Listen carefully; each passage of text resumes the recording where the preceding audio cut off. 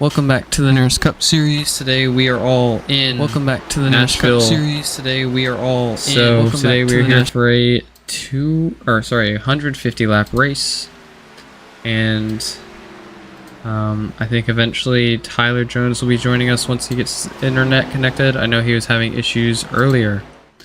So right now, Caleb Hess in the Tricon 51, last week's winner, sits on top of practice with 2 minutes left.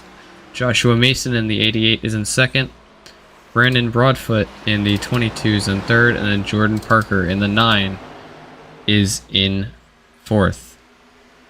Mark Morton, your Talladega winner, is in fifth. David Callahan, your Las Vegas winner, is in sixth. Trent Siddon in seventh. Christian Mullen in eighth. Gage Burns in ninth. Joshua Hahn in 10th. Joey Beam 11th. Dave Stinson 12th. I believe that is Taylor Otten 13th, Kenneth Colson 14th, and James Parsons 15th. So right now 15 here tonight for the race, and we will see what happens with almost a minute left in practice. Just waiting for the time to wind down. Obviously streams are back after a 3-week hiatus. These guys did race last week at Charlotte. I was having SDK issues, so that will be covered later in the week, hopefully. So Charlotte will be out. Caleb Hess, your winner there. So if you see that win sticker or him locked in on points, that would be why. Is Jordan Parker, you see, losing it out of 2 here and missing half of his car now, as you see Brandon Broadfoot pile into that. Actually, Josh Mason and Christian Mullen also involved in a separate incident going into 3. Everyone just kind of getting their hits in before qualifying and the race. So it looks like Caleb Hess will remain on the top of practice as there are 20 seconds left here. So Hess looking to repeat what he did last week and go back to back here in the NARAS Cup Series. So just waiting for them to move into qualifying now. And yeah, as practice is going to end, Caleb Hess on top ahead of Josh Mason, Brandon Broadfoot, Jordan Parker, and Mark Morton, the top 5. As now we will segue into qualifying, where all 15 of these drivers will try to put down their fastest laps and start up front for this 150 lap feature. We'll see who goes out here first. Believe it's going to be the 55 of Gage Burns. As we take a look here, or not.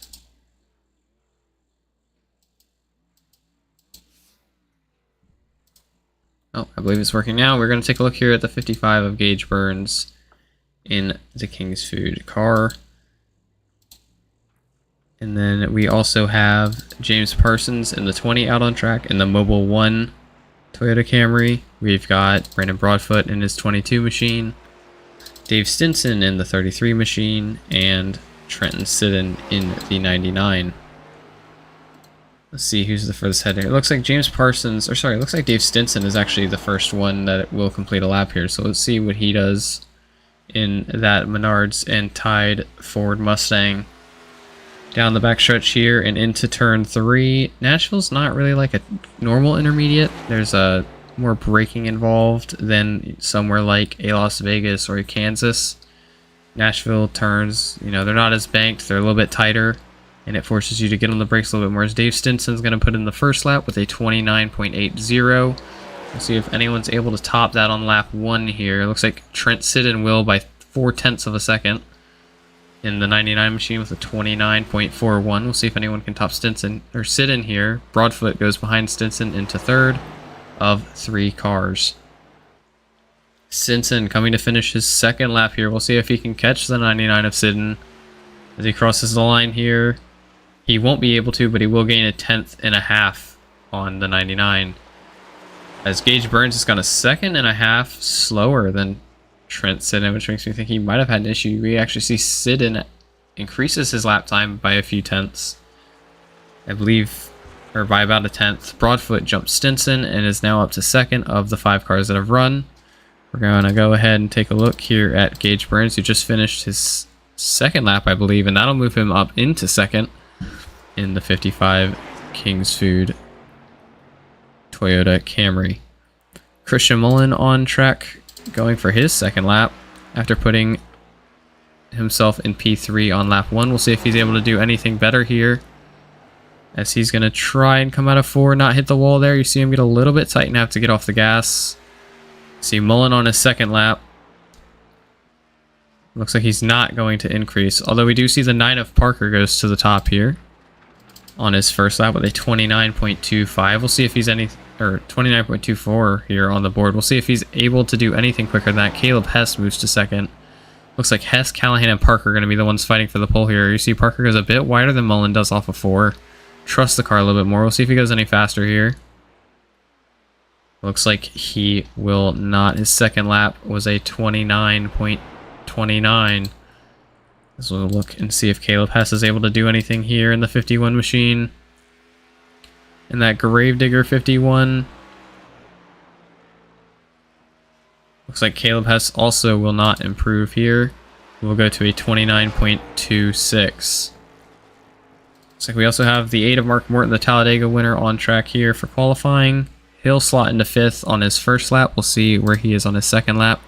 We also have the 88 of Josh Mason going for his first lap here. He would be the 11th car on track to post a qualifying lap. I will say a big name that we're missing right now is the 11 of Lucas Lewis and the 15 of John Lewis, both Tricon drivers that did not make it tonight to Nashville. As we follow Josh Mason here out of 4, you see him taking a much more shallow line to his teammates that have already qualified. And it looks like Josh Mason will find himself in 8th for now. We'll see if he's able to increase on that second lap. It looks like Morton was not able to increase on his second lap either with a 29.40, and it looks like Josh Mason may be having a few connection issues.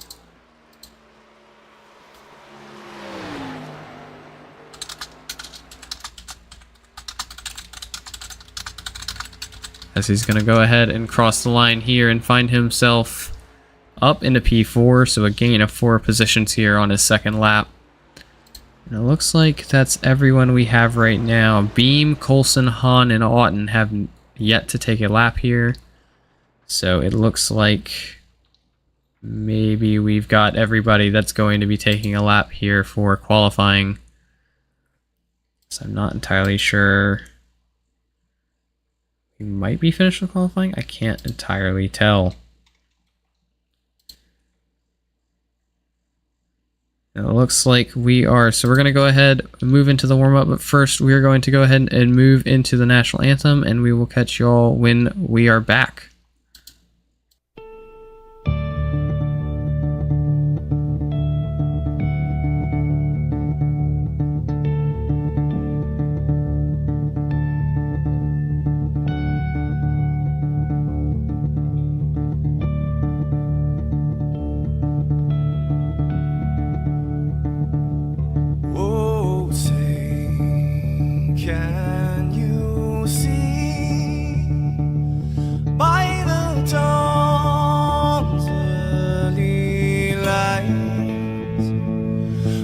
So proudly we hailed at the twilight's last gleaming, whose broad stripes and bright stars through the perilous fights. Oh, the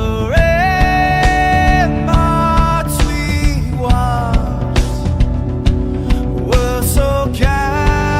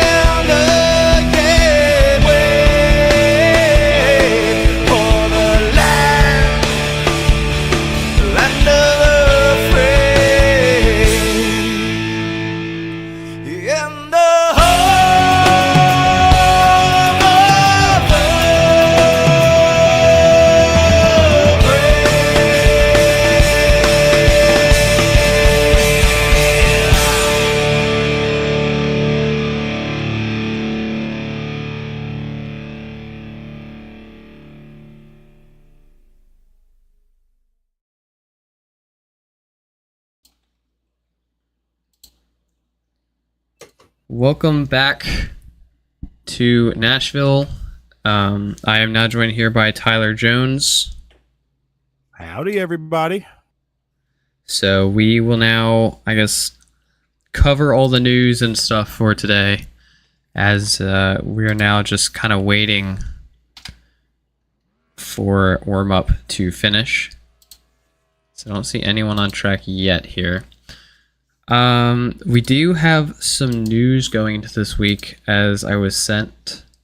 When will Jordan Parker win a race? He has had 3 DNFs in the last 6 races and involved in 5 wrecks, but he did finally finish 6th last week at Charlotte, and he finds himself on pole here tonight. So could you see him finally getting his first one of the season here in Nashville? To be honest, I feel like Nashville will be a good week for him to actually pull out his first win right now. He's been very consistent in his stages. He just hasn't had much luck in the long run. I don't know if it's a tire. I don't know if it's a team strategy, or if it's just he keeps getting involved in other people's mess, and it keeps messing up his late stage race. Tonight could be a very pivotal moment in the season for Parker and Parker Motorsports, because we have not seen them prevail much this season as we expected them to in the very beginning. And I mean, his biggest competition tonight, other than, himself, is going to be last week's winner of Caleb Hess and the Las Vegas winner of David Callahan. They've been really consistent all season. I think they definitely have a chance to be the first repeat winner of the season tonight. But I think right now my money's got to be on the 51 of Caleb Hess. I think he has a little bit more speed than Callahan. He just really hasn't had the luck until last week at Charlotte. Right, and I can see you going with Callahan. I agree with you there. He has that edge right now. He's coming fresh off of a win. I said the same thing about Sidden last week. I'm unfortunately gonna have to say I disagree with you on Hess, and I'm gonna go with Sidden again, only because of what I saw from him last weekend. Stage 1, he did come out strong. He fell off a little bit, but I feel like as of right now, even though he's already in the playoffs, I feel like he's going to try to give himself that extra edge. I feel like tonight might be his night. And one thing that's going to help Sid now is the fact that each stage is essentially half of what a stage at Charlotte was, with us running, way less of a distance. So we'll have to see here if that shorter distance is going to help the 99 of Sidden, or if it'll help somebody like Caleb Hess, who can be good on the long run and on the short run here. I mean, we've seen Hess start in the top 3 realistically every race. I'm not sure where he started at Charlotte. I haven't seen that race yet. But, I mean, consistently he's in the top 3 realistic, in qualifying ever since he's gotten put in this 51 car. So I think Hess is definitely someone who's a lot stronger on the short run than some people realize, just because he's so much better on the long run that, people will think that the only reason he's good is because the race is going longer and he can save that tire, when in reality he can also tear the tire apart to get some lap time as well. So, I mean, I think, like I said, I think the biggest battle will be between Callahan, Parker, and Hess. But at the end of the day, I think Hess is going to prevail, because I feel like this style of track just suits him a little bit better. It's closer to Charlotte than it's closer to Vegas. And I don't know. I think this style of intermediate racing is going to favor Caleb Hess a lot more than Jordan Parker or David Callahan. Or Trenton Sidden. I think Sidden's going to have a strong night. I think he can easily find himself in the top 5. I just don't know if he'll find himself in a race-winning position. It's really going to depend on strategy here tonight, because obviously these guys have a set limit of tires. So it's going to be challenging to see how they come aggressive off the start, because they're only starting with 7. That is pretty average for us here, especially at this type of track. But that aggression is really going to make a difference into the wear of the tires. I mean, Nashville's going to wear the tires out a lot quicker than somewhere like a Las Vegas, just because of the braking points and everything. Nashville, a lot of your make or break for tire saving is going to be on entry and mid corner, and that really is going to just depend on how well you're able to get on the brake and get the car turned in.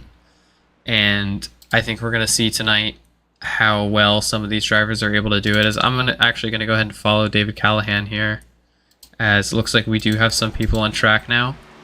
Obviously, David Callahan running this country-themed Zaxby's car, which I didn't realize until about 5 minutes before we went live. I think it's definitely one of the best cars out here tonight. I mean, obviously you have to comment. Well, Jordan Parker's not on track, so we won't get to him yet. Caleb Hess in the 51 Gravedigger car, also made by David Callahan. I mean, a lot of good cars here tonight. I guess not just talking about cars, you have to realize what drivers right now are doing well, and this comes back to where we kind of pick our race winners of like who's doing well during the season, who's really falling behind on expectations. I think somebody who's doing really well right now is the 51 of Hess, the 18 of Callahan, the 99 of Sidden really has been a lot better than I think a lot of people anticipated coming into the season. We've seen Gage Burns start to pick it up recently. He did lead laps at Charlotte. He was strong at Auto Club. So, you know, Gage Burns is somebody I think you could see come out of nowhere and pull out a race win before the season ends.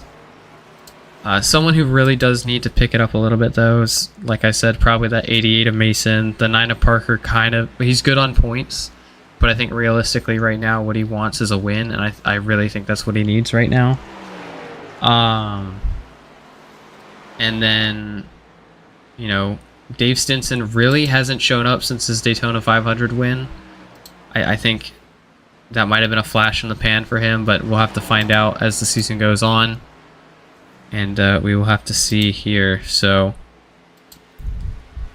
waiting for the 9 to get on track here, as we do have him on track. So, as we were talking about schemes earlier, you can see the 9 is running a purple and blue and white stand for the silent car in remembrance of those, and try to stop those who, you know, may commit suicide, as it is the month of September. So you'll see him running that scheme for the next 4 weeks or so here, as tonight he brings the scheme back that he did run for a few races last season. So Jordan Parker running a new scheme tonight and for the next 4 weeks here. We will pull him in for an interview as we pull onto the grid for the start of the race. Another piece of news, Lucas Lewis, the 11 car, had a major penalty after the Talladega race. Unbeknownst to admins and series owners, Lucas had his father driving for him, so he lost all of his Talladega points that his father had gained. He also lost another 50 regular season points, so overall he really lost about 100 points post-Talladega. And he did serve an end-of-line penalty at Charlotte last week. So he did end up losing the regular season points lead due to this penalty, so that was a major penalty for the 11 of Lucas Lewis here. As I'm going to go ahead and pull up the results here for the warm-up. Right now we see okay, there we go. We see the 8 of Morton right now is on top with a 29.09. We'll see if anyone else is able to get to him, as right now we have 10 that have taken a time for practice. You see Taylor Auden has put a lap down now, as we still have not seen a lap, at least from qualifying and warm-ups. We haven't seen one from Hahn, Coulson, or from Joey Beam, so not entirely sure if they are still in the session tonight. Apparently Parker Motorsports is rumoring a new lineup heading into next season. It seems like Josh Mason will no longer return to the 88 and will actually move numbers to the 44 after signing an extension with Parker Motorsports. The 24 of Christopher France, who is not here tonight, will also return next season. And I've also heard rumors that possibly the number for Jordan Parker may also change for Season 3. So we'll have to see what happens there. I don't believe any of that has been released officially from Parker Motorsports' end, other than the Josh Mason and the Christopher France announcements. So Jordan Parker, I think, technically still hasn't made an official announcement that he's returning. And there's also no announcement on Christian Mullen. So we'll have to see what happens with them next year. Well, next season, yeah, it'll be next year. So, yeah, a lot of silly season news on that end. In more terms of real life, it looks like David Callahan racing to impress tonight after getting engaged this past week. So congratulations to David Callahan, and he is going to try and do his best tonight to... I'm not going to say anything cheesy here. I'm just going to let that go. And then we've also heard rumors of the broadcast moving to multiple platforms at the same time, although nothing has been confirmed on that end due to a lot of technical things needing to happen behind the scenes. It seems like some testing is going to be done for that over the next few weeks. And it seems like hopefully the plan is, if not this season, to be ready by season 3. And that, as far as I'm aware, concludes all of our news. At least that's all the news that Jordan sent to me, so... I mean, we'll have to see how the race goes tonight. I think it's going to be a little... I think hopefully it'll be relaxed after a race like Charlotte. That's a lot of stuff. It's going to be a shorter race, so I think a lot of people are going to try and rush, but with less cars and a lot of these people already having a win, they might be a little bit more relaxed and kind of focus on just getting points and getting ready for the playoffs here. Although Nashville really is kind of not like any other track they'll run in the playoffs, so I don't think that anything tonight really is going to get transferred as bad into the playoffs as if they were at, you know, a Kansas or a Vegas or, you know, any of those kind of tracks. Now, if we saw somewhere like Kentucky in the playoffs, I think, yeah, you could see this track mean a little bit more to these drivers. But due to just the awkwardness of this track compared to all the other places we go on the schedule, I don't really see them putting a ton of emphasis into tonight. I think really the closest this track is to any track in the playoffs would be, I guess, maybe Chicagoland, but even that, you know, that drove completely different last year to how Nashville drives, so... I mean, a lot of these guys, for the most part, they're not going to learn a ton in this race that's going to go for the playoffs. So I think for most of these guys, if they don't win, it's almost a waste of time because, like I said, they're really not, you know, learning as much. So we may see a lot of aggressiveness. We may see a lot of cautions back to back. But, I mean, we won't know until we get there. So we'll find out in about 5 minutes' time. As warm-up has 3 minutes left, the 8 of Mark Morton still on top of the board here. As we're going to go ahead and ride along with the 88 of Josh Mason, who really kind of needs a breakout last 8 races. Obviously, he's in the playoffs on points right now, as we're going to go ahead and pull up the point standings. Corey Rainey, David Callahan, Dave Stinson, Trenton Sidden, Mark Morton, and Caleb Hess all locked in on a win. Jordan Parker, Lucas Lewis, Joshua Mason, Christian Mullen round out the top 10. Then you have Gage Burns, Kenneth Colson, Joey Beam, Thomas Adams, John Lewis, and Christopher France. Then you have Carden Hansen, Nicholas Tucker, James Parson, Brandon Broadfoot, and Taylor Alton. They are all outside of the playoff picture right now, trying to make their way in. From 17th to 21th, there have been a couple of changes in there. Brandon has made his way into that top 20 after his showing last week. He was pretty dominant in stage 2. It didn't really work out for him, but he's made his way into that 20th position, trying to make his way into the 16 with roughly under a handful of races left to do it. But well, he gets dropped back because Mark Morton has less points than him, but he was able to win at Charlotte. So that's why he gets dropped back to 20th here. Because Mark Morton technically is 21st in the point standings.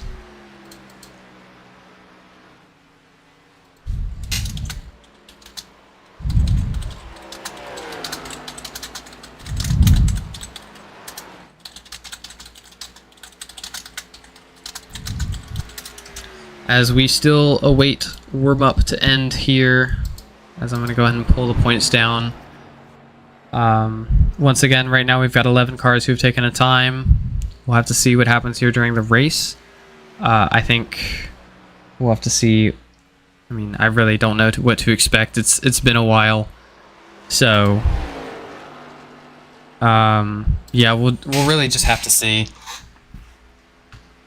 I truthfully think it's going to be a shakeup tonight. I think who we see in the top 5 is not going to be finishing there tonight.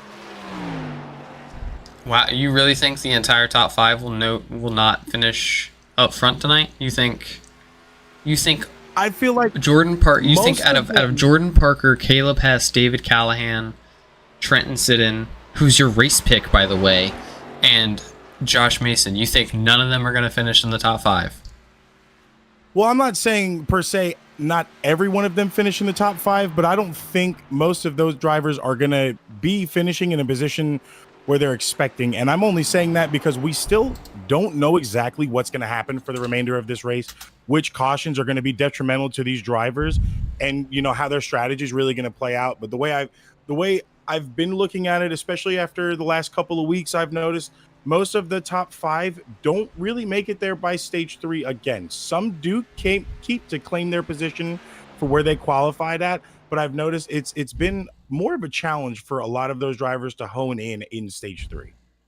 And I think some of that is because qualifying is more based on a 1-lap speed, while stage 3 goes on. It's the longest stint of the race, especially if you go green. So I think a lot of the time that might be what you see here. As I'm going to go ahead and try and figure out which one. There's my grid. Okay, so we've got Jordan Parker in the 9 on pole position in first, Caleb Hess in second in that 51 Toyota Camry, David Callahan in third, Joshua Mason fourth, Trenton Sidden rounds out your top 5. Mark Morton 6th, Gage Burns in the 55 Camry in 7th, Christian Mullen 8th, Brandon Broadfoot in 9th, Dave Stinson in 10th, James Parsons in 11th, and Kenneth Colson, who did not take a time, in 12th. For the rest of the people we have that did not take a time, we have Taylor Auten, Joshua Hahn, and Joey Beam. As we're going to go ahead and pull back on... trying to figure out what's going on here. That's not what I wanted to say. As we wait here for these guys to go green, I'm going to go ahead and pull in the 9 of Jordan Parker for an interview, your pole sitter tonight. So, let's try to do this. Jordan, this is Owen and Tyler in the booth. You got us? I got you, boys. So, you got pole here. You're in a must-win, well, not a must-win situation. Well, to you, it's a must-win situation because we all know how badly you want to win. You're starting up front. It's this very small field tonight compared to somewhere like Daytona or Talladega. You do have 3 race winners directly behind you. How do you approach at least the start of this race from the position that you're in, having a lot of pressure behind you in the form of people who have been able to finish the job or have had a little bit better luck than you have had this season? I mean, you called it when you pulled me in. I look at it as I'm in a must-win every single week, even when I have a win. I won last season at Kansas, and I still race like I'm in a must-win. But no, second career pole in NARAS. I'm gonna try and make it further than I did at Las Vegas. Hopefully we don't have that same issue tonight. And to have 3 of the race winners tonight starting right behind me, I feel a little bit of pressure. I feel confident, though, at the same time that I can run with these guys and outlast them. I did a lot of tire testing this week and was able to maintain my tire wear a little bit more than I can at most tracks. So I'm feeling good tonight. Do you think your teammate of Josh Mason might be able to challenge you, or do you think you're kind of going to be ahead of him all night here? I think he can challenge me. He's done a lot of work. He's made up a lot of progress this season so far. I'm proud of his progress so far, and I think if he does challenge me, it's going to be a good race between us. All right, well, I'm going to go ahead and let you go back to your VC before the race starts here. Good luck. Alrighty, thank you. That is the 9 of Jordan Parker, your pole sitter, and he will lead the field to green here for the first time tonight. As we look at the race info real quick, the stages will be 40, 40, 70. So stage 1 will end on lap 40. So 40 laps here until the first points are paid out, and you want to be first here on lap 40. So as we come to the restart zone, it's a little bit of a drive here as they just now get into it. Looks like they're going to go green. The 9 of Parker gets a good launch. The 51 of Hess kind of does get stuck behind here. David Callahan got a good jump on Hess. He's already to the inside of Hess. Sidden under Hess. And it looks like Sidden's going to try and chase that 18. The 18 is clear. He's going to slide up behind the 9, try and get the draft heading into turn 3 here. It looks like they're going to try and get single filed out here. It looks like Hess maybe choosing to take that top line. We'll have to see if he chooses to slide down maybe across the nose of the 99. It was a little bit close there. I don't know how the 99 of Trenton Sidden is going to view that one lap into this race. David Callahan's already caught up to the back of the... Oh, the 99 maybe sends it in a little bit. The 51 cuts the nose. The 99 slides up a little bit, half a lane up. The 51 was able to slide into third. The 8 of Morton around the 99 of Sidden. We've already seen Josh Mason slide back 3 positions from 4th to 7th here, as we see if these Toyota Camrys are able to chase down the 9 of Parker, who was able to put it here on pole, or put it on pole here tonight. We see Caleb Hess maybe getting to the wall a little bit, getting forced to the top side. Looks like maybe the 8 of Morton going to look for a lunge down the inside. Maybe Trenton to follow as well. So a lot of position shuffling already. We've seen some contact out of 4, which is expected at a track like Nashville, where the exit of 4 is going to creep up on you. That wall kind of will come out and grab you if you are not safe. Jordan Parker, we see, has a little bit of a gap. Looks like 4/10 back to Callahan at the end of lap 3 here. You have to wonder if Jordan might be, burning his stuff up a little bit, trying to stay ahead of Callahan. It looks like the 41 of Joey Beam was not able to make the start of the race and is already out here, so he's credited with a 15th place finish. You can see it looks like Parker's already starting to get into his groove. He's about a second in front of Callahan right here, but I wouldn't say he's down and out. We're only lap 4 into this. It's still very early.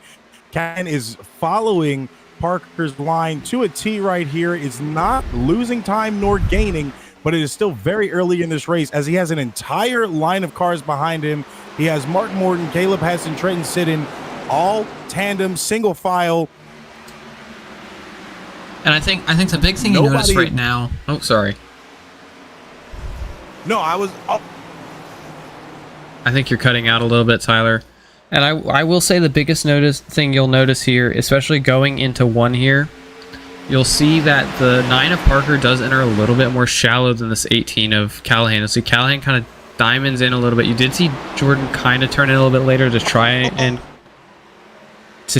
combat that 18 car, maybe try and dump a little bit of the dirty air. It's not going to have as much of an effect on these cars as it does in the Gen 7 cars, but you see Callahan starting to move back up again. Maybe gaining a little bit here out of 4. We'll have to see if the draft is able to pull him along. That's a lot. 200s gained, 3, 4, 5, 6, all the way into 1. He loses it on entry, has a little bit better of a mid-corner. You see him pick all that time back up by the exit. He's on the back of the 9. Looks like he might try and go for a move here into 3. He's going to dive low on the 9 of Parker to the rear quarter and to the bottom of the track, and the 9 of Parker's going to get stuck on this outside. Now, Callahan wants to get clear of Jordan because Jordan's going to have the drive off of 4 here. You'll see Jordan skits back clear of the 18. Now Mark Morton to the outside of the 18. We'll see if Callahan tries for a lunge. He doesn't. He's stuck on the bottom. He can't arc the corner like he wants to. You see him slide up in the middle of 1. Now Caleb Hess is to the back of Callahan. And really, if you're not able to make that move out of 4, you're going to fall back because you really want that outside as the preferred line if you're going to have a car on your inside. As we see Callahan try and make some of that time back. He's trying to chase down the 8 of Morton. As we actually see some contact there in the back. Not seeing anything major yet. As Dave Stinson in the 33 is already 1 lap down here. I'm not entirely sure what happened to the 33 car. We see Callahan once again chasing that 8 car. We'll have to see when he's able to get the run and make the move here. Callahan just half a lane lower than the 8. Has to check up. He's quicker mid-corner than everyone else here. Caleb Hess staying to the back of that 18 car as we start lap 10 here. Already a quarter through stage 1. David Callahan all over the back of Mark Morton, looking for an opening to the door that he can go to try and chase down that 9 car of Jordan Parker. He did fall off a lot out of 1 there, as you see Hess maybe looking on a move to Callahan. Callahan still on that yellow line on the bottom. Maybe sliding up a little bit more than he'd like to. You see Morton starting to chase down that 9 now. We'll have to see if he's able to make a move here. You can see him kind of gaining. Once again, doing that later entry with a quicker mid-corner speed, and it also allows for a quicker exit. So we'll have to see what kind of time Morton's able to gain here in the draft of the 9 car of Parker. Caleb Hess and David Callahan are fighting right now for third. Hess to the inside of Callahan. It looks like Hess is going to take that position. He was able to clear off a 4. Looks like Sidden's going to try and clear off a 4 as well. He's going to be able to do it. And Callahan's gone from second to 5th in about 5 laps here. As we go back to the battle for first, looks like Morton started to fall off a little bit of the 9 again. Not able to get to the bottom like he was earlier. Parker starting to pull away a little bit like he needs to. Like we said during the pace laps, Jordan may not be in a must-win to make the playoffs, but he is in a must-win for his own, well, just for himself, really. As we see, Morton maybe goes and tags the wall a little bit there on the exit of 4, and that's really not going to help him at all. It doesn't look like there's going to be any major damage to that 8 car, but it really will affect it if he continues to hit that outside wall. As you can see, he's still about half a lane up the track. Callahan's fallen all the way back to 7th, so maybe he burned his stuff up too early and is continuing to fall back. You see Joshua Mason started to make his way back up again. Either Callahan has burned his tires off just a little bit too early in this race, or he's realized that the tire wear is starting to affect, and he's trying to even it out as much as possible by not being so aggressive.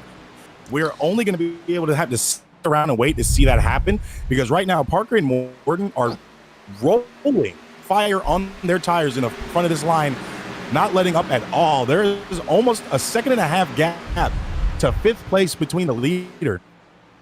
But and these you have top to 5 wonder, are not letting up. Yeah, and you have to wonder, like, Jordan Parker right now is the leader. He has the 3 people directly behind him. Morton, Hess, and Sidden have all won a race this season. They're looking to become the first repeat winners. Jordan Parker has not won a race in over a season.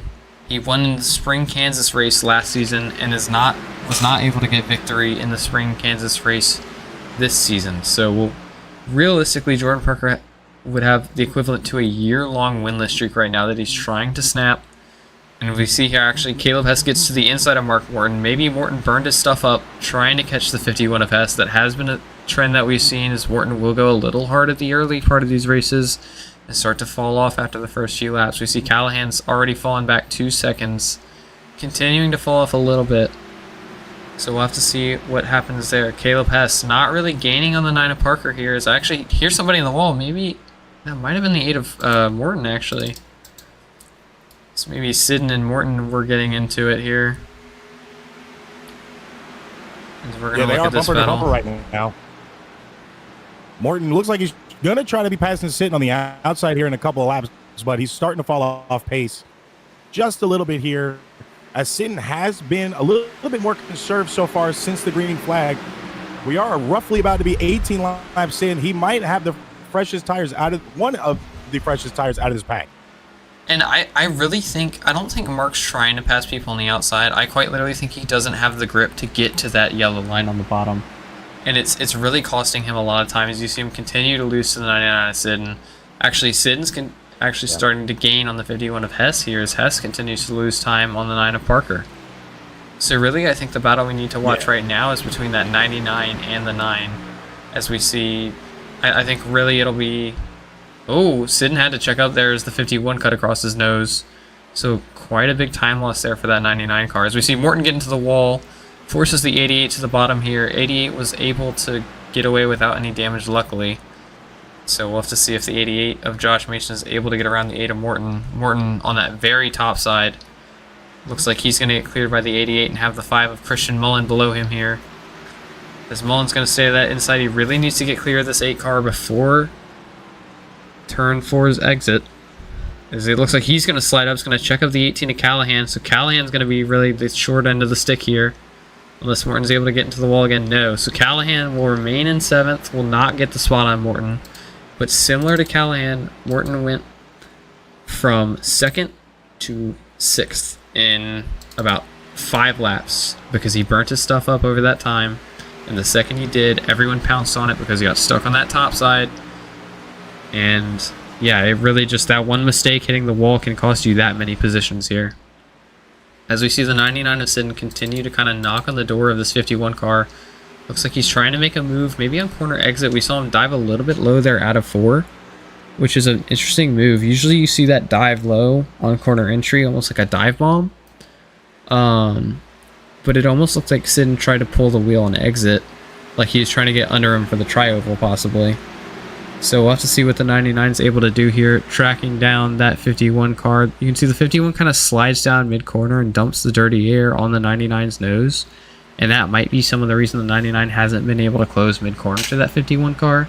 And some of it might just be that turning down mid-corner is allowing that 51 to get a better exit speed than the 99, and it's kind of evening out here throughout the race.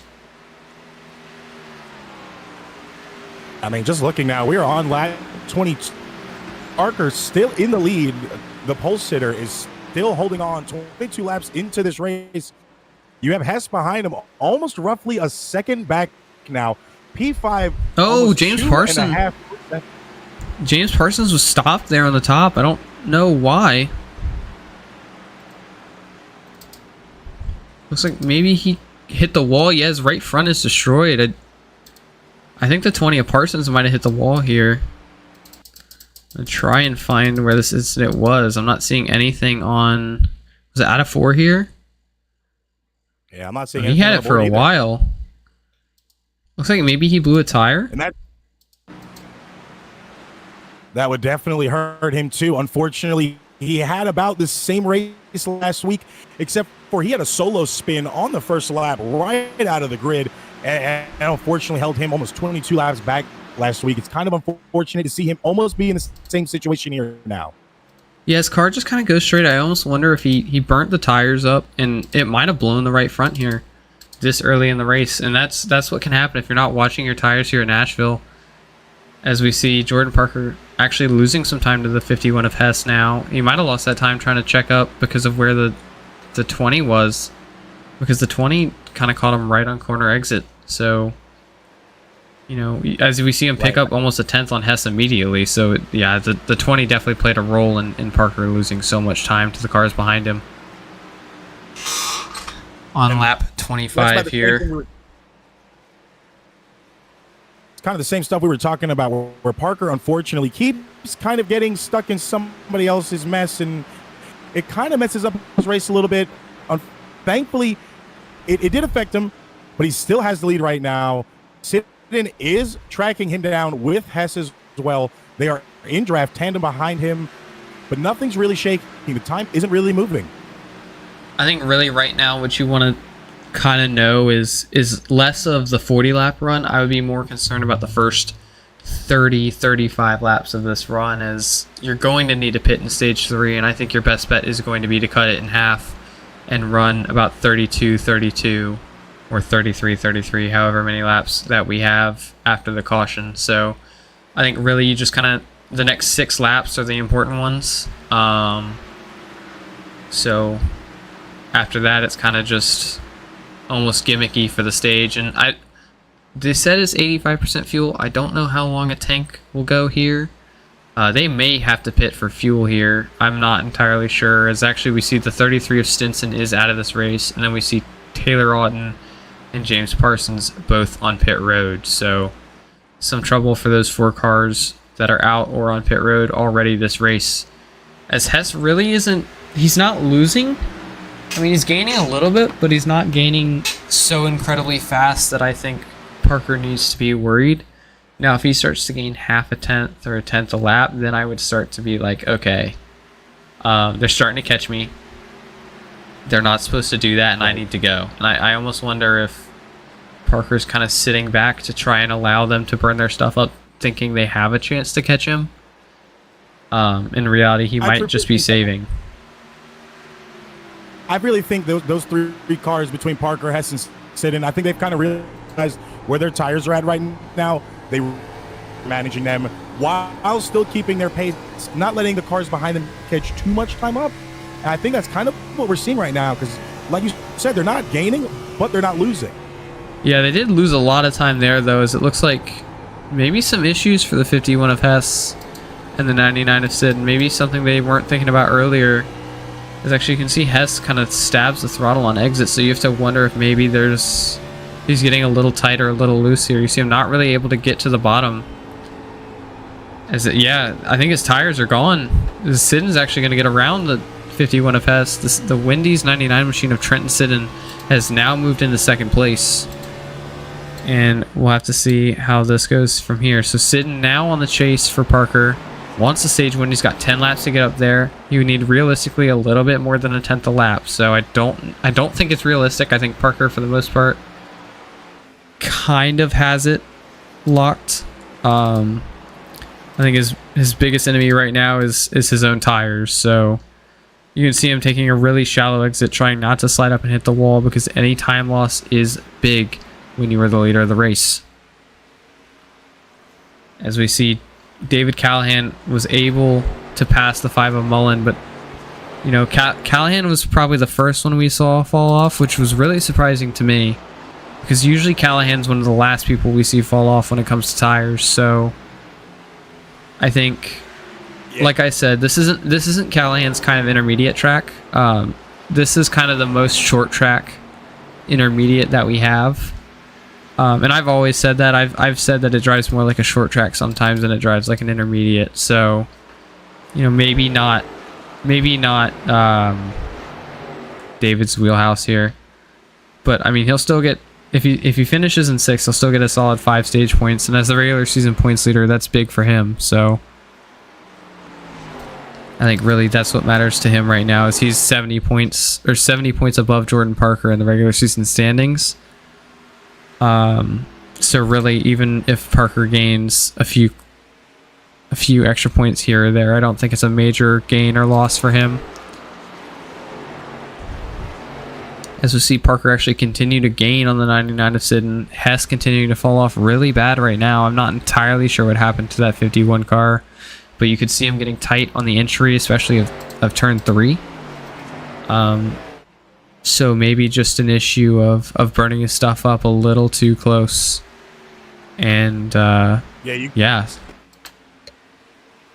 can see those 3 drivers are starting to use as much of the extension of the track on these exits of these corners as possible. And that's because we're on lap 35. We only have 40 laps in stage 1.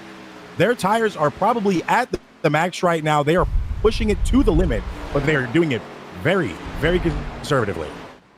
Now, what I will say is this probably is a longer run than what they will experience during the final stage. I don't see anyone running longer than they need to on a set of tires. You know, you may see somebody run long to try and overcut another car, but I really think the undercut is going to be a little bit stronger here. I don't see a world where an overcut really works here unless, you know, it's maybe 5 laps. And even still, I think you'd lose more time than you'd gain doing that, as we're coming here to 4 to go in stage 1. A relatively quiet stage, a few people falling off and a few people moving forward, but, you know, you still have 4 of the top 5 starting positions here. The only one that's missing is Callahan, and he's in 6th, so no major changes right now in the running order that I'm aware of, other than maybe the 42 of Hahn, who came from not having a qualifying lap to being in the top 10, and then same with the 28 of Kenneth Coulson, who's gone from not taking a lap to P10. As we come to 3 laps to go, Jordan Parker has a 2-second gap to the 99 of Sidden, and that gap continues to grow, and it grows even faster to the 51 of Hess and the 88 of Mason, as it looks like Mason might actually be a little bit better on the tires here than both Sidden and Hess, as we actually see him catch a little bit. As he's actually to the back of these guys, so I think Josh Mason, you know, if this stage was maybe 10 laps longer, I think he could be in a good position to be in 2nd or 3rd. But I don't know if we'll have enough time here to actually get to the 99 or 51 and have a chance to pass them here. Yeah, it's kind of too late for him to start making those adjustments. Even if he did save as much tire, he did well on saving it. He just waited too late to execute. Yeah, and I mean, I don't know if it's as much of it's on purpose, as maybe it's just how he drives the car, and realistically it might not be the fastest way, but it might have saved tire just a little bit better, as he is actually gaining on his team owner of Jordan Parker.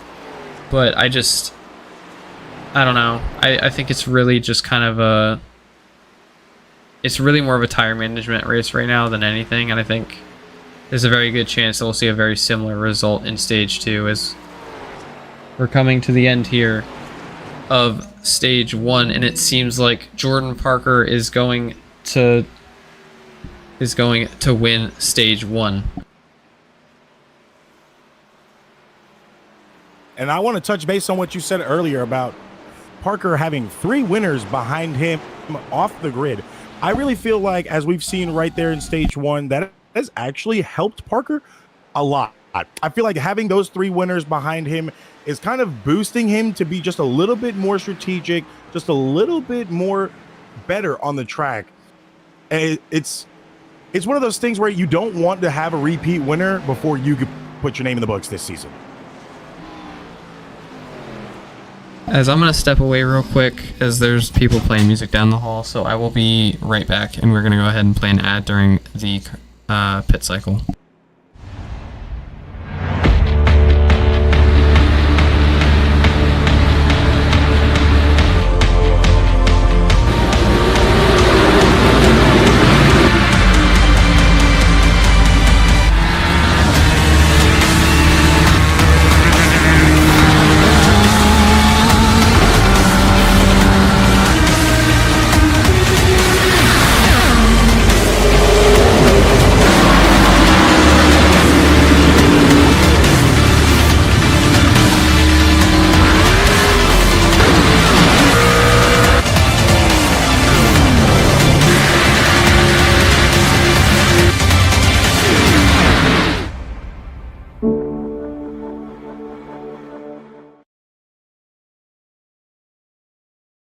All right, and we are...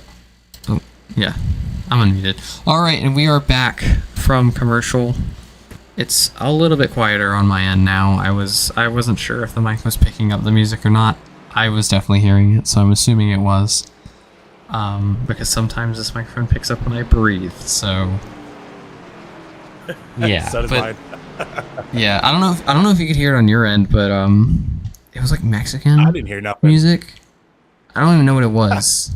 So Yeah, the mariachi celebrating next door. no, that literally is that's what it was. That's what it was. They're celebrating for Jordan Parker. So we're gonna go ahead and pull him up real quick here.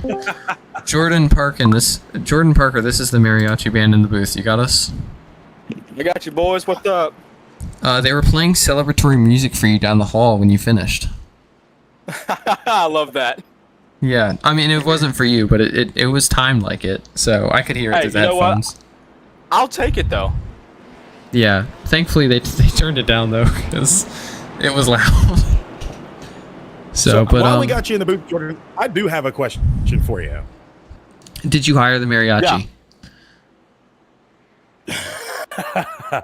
With those 3 cars sitting behind you that have already caught a win on this season, was that more of the momentum and give you that push to actually hold that stage 1 win? Yeah, I think it's a little more of a motivational thing, you know, seeing these 3 guys behind me. These guys are fast. You know, these guys are awesome guys. I love the way they're racing, but it's mine tonight. All right. Well, now I've forgotten what I was gonna say here. We're not yeah. going green, by the way, so you guys can keep interviewing. Okay, cool. So I mean, realistically, me and Tyler were thinking that's probably going to be the longest run on a set of tires tonight. I mean, are you looking at just splitting stage 3 directly in half, or maybe trying to run long, or maybe even undercutting here to try and get an advantage in the stage? Because, you know, tires here are going to matter more than fuel. And we've seen that because we've seen the 51 of Hess fall off. The 18 of Callahan lost a lot of time. The 8 of Morton also lost a lot of time. So I think, you know, it's really going to be managing your tires. And, you know, I think you've had your longest run of the night. And how do you approach stage 3 knowing that? I think you hit the nail on the head. I think we're going to split the stage in half. I don't know exactly what we're going to do yet. Haven't had to put it into a fuel situation yet because we can run the stages on fuel. It's about 45 a lap, or 45 laps of run. So I don't know exactly what we're gonna do yet. I'm hoping these guys don't get smart and just let me keep having it. All right, well, I'm gonna go ahead and let you go because you gotta drive. So, all right, we'll catch you later. Race. Have a good one, guys. All right, good luck. Good luck, brother. All right, that was the stage 1 winner, Jordan Parker, and we timed that a little too close as pace car is pulling off. They're gonna drive into the restart zone here, and we'll see what they're able to do here in stage 2. It'll be a shorter run than stage 1, another 40 laps, but they've really already run 4 under caution, so 36 laps to go in stage 2 here for Jordan Parker, who got another really good jump here. So he's able to go straight into saving mode because he has that gap to the 51 of Hess already. And look who's made his way up into third. The 88 of Joshua Mason has gone from maybe being the guy who was best on tires, and that's really helped him get the track position to start a little bit higher in stage 2. And we'll have to see if he's able to do anything with it, as he has a big gap to the 8 of Morton behind, as he actually gets loose at a 4 here. Almost lost it. Not used to the new tires, as now Hess is to the back of Parker. Ooh. Yeah, Morton's going to pass Mason. Looks like Sid might have a go at him soon, as Mason's stuck on the top side. So a really good strategy and a really good run for Mason. You know, just immediately went south, and now his tires might be a little bit more torn up than everyone else in this field. Yeah, that's going to hurt him a lot. Hopefully it doesn't hurt him so much to where he kind of falls off this stage and he really can't recover it. We're just going to really have to watch and kind of pay attention more or less to his line and see what happens to him for the rest of this race with this race stage here. Yeah, I mean, really it's just going to matter of, like, how he's able to manage the pressure from Hess, Mason, Morton, and Sidden. I don't know if Callahan's going to have the tires to get back up there. I think right now Jordan just has to worry about let the 51 of Hess fall off, because, you know, it might take Hess that 30 laps for the tires to fall off, but once Hess falls off, Jordan Parker is gone. And you got to realize that they're both on the same tire set right now, so really between the two of them, it's whoever's able to manage being quick and saving tire at the same time. That's who's going to win in stage 3 here. And I really do think it's between the 9 and the 51. I don't see anyone else getting all the way back up there to challenge after how big of a jump those two got. Absolutely not. And Hess right now is really gunning for Jordan, because after last week, we really didn't see him in stage 3 as the contender very far off. We had Callahan and Coulson fighting entire stage 2, entire stage 3. Hess came in and took it from them. So I feel like tonight he already has the edge. He's got the fire in him from last week getting a win. He has nothing to lose today. He's already locked himself in. So why not go for the double? Yeah, so I think right now what Jordan needs to do best is he needs to get as many points as he can. He needs to gain on Callahan. He's already done that in stage 1 with Callahan finishing, I believe, in 6th. So he's gained 5 points on Callahan. Now I know he's essentially over a perfect race that Callahan does not show up to behind, but if Callahan misses one race and Jordan's able to put that perfect race together, it's going to mean a lot on his end. So Jordan really right now is not in the regular season title picture, even though he's second in points, just due to the bad luck he had earlier in the season. But, you know, if Callahan's able to miss one race, then that puts Jordan back in a position where he can fight and claw and try to take the regular season point standings back like he had it in season 1. So 50 laps complete, coming to finish our 51st. As Jordan Parker continues to lead over Hess, then Joshua Mason is a second and a half behind the 9 of Parker. So really, like I said, right now the battle is between these two. We're going to go through the field because we have a little bit of time here. So first place, the 9 of Jordan Parker, has led, I believe, every lap tonight. The 51 of Caleb Hess in second. We'll have to see how his tires are able to hold up compared to that 9 car. Joshua Mason in the 88 is in P3. Was able to save his almost spin off of 4 there on like the first or second lap of this restart. The 8 of Mark Morton, the Talladega winner, who is able to run in 4th right now ahead of the 99 of Trenton Sidden in that Wendy's Chevrolet Camaro. And then you have a 2-second gap back to the 18 of David Callahan, your Las Vegas winner, who started up in the top 5 and really just hasn't had the tires to kind of survive here. Brandon Broadfoot, who's really been quiet all night, but finds himself in P7. Gage Burns not really having the run he expected tonight. I think Gage was really expecting more out of his car and out of himself, and he just, really hasn't had the luck to do that right now. Christian Mullen, similar story in the 5 Fisher Studios machine. Then we have Joshua Hahn in the 42 for Race Chatter in that mellow yellow Ford Mustang, as he finds himself +4 in P10. Then you have Kenneth Colson in the 28 Ford Mustang, who finds himself in P11. And then you have the 12 of Taylor Auten, 21 laps down after his incident. James Parsons, who finds himself on pit road once again after his incident. And then Dave Stinson and Joey Beam, who are both out of this race. As Parker continues to kind of let Hess trail behind him, the gap remains about 0.3 of a second. It's kind of hovered there for the entirety of the stage. Joshua Mason has gained a little bit of time. Same with Mark Morton, same with Sidden. But you have to wonder how much this is pulling out of the tires here. Callahan continues to fall back. Same with Broadfoot, Mullen, Burns. It looks like Burns might have actually hit the wall here. You saw a major time loss for him.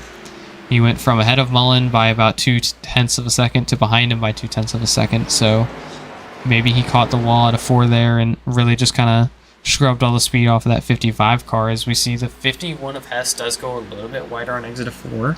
He's more willing to risk that right side hit, while you see Jordan Parker stays a little bit more shallow, and that's where Hess is gaining a majority of his tires. It looks like Parker might have missed the bottom a little bit, as you see Hess gained a little bit of time here on exit, as Mason's kind of falling back a little bit. Driving just clean.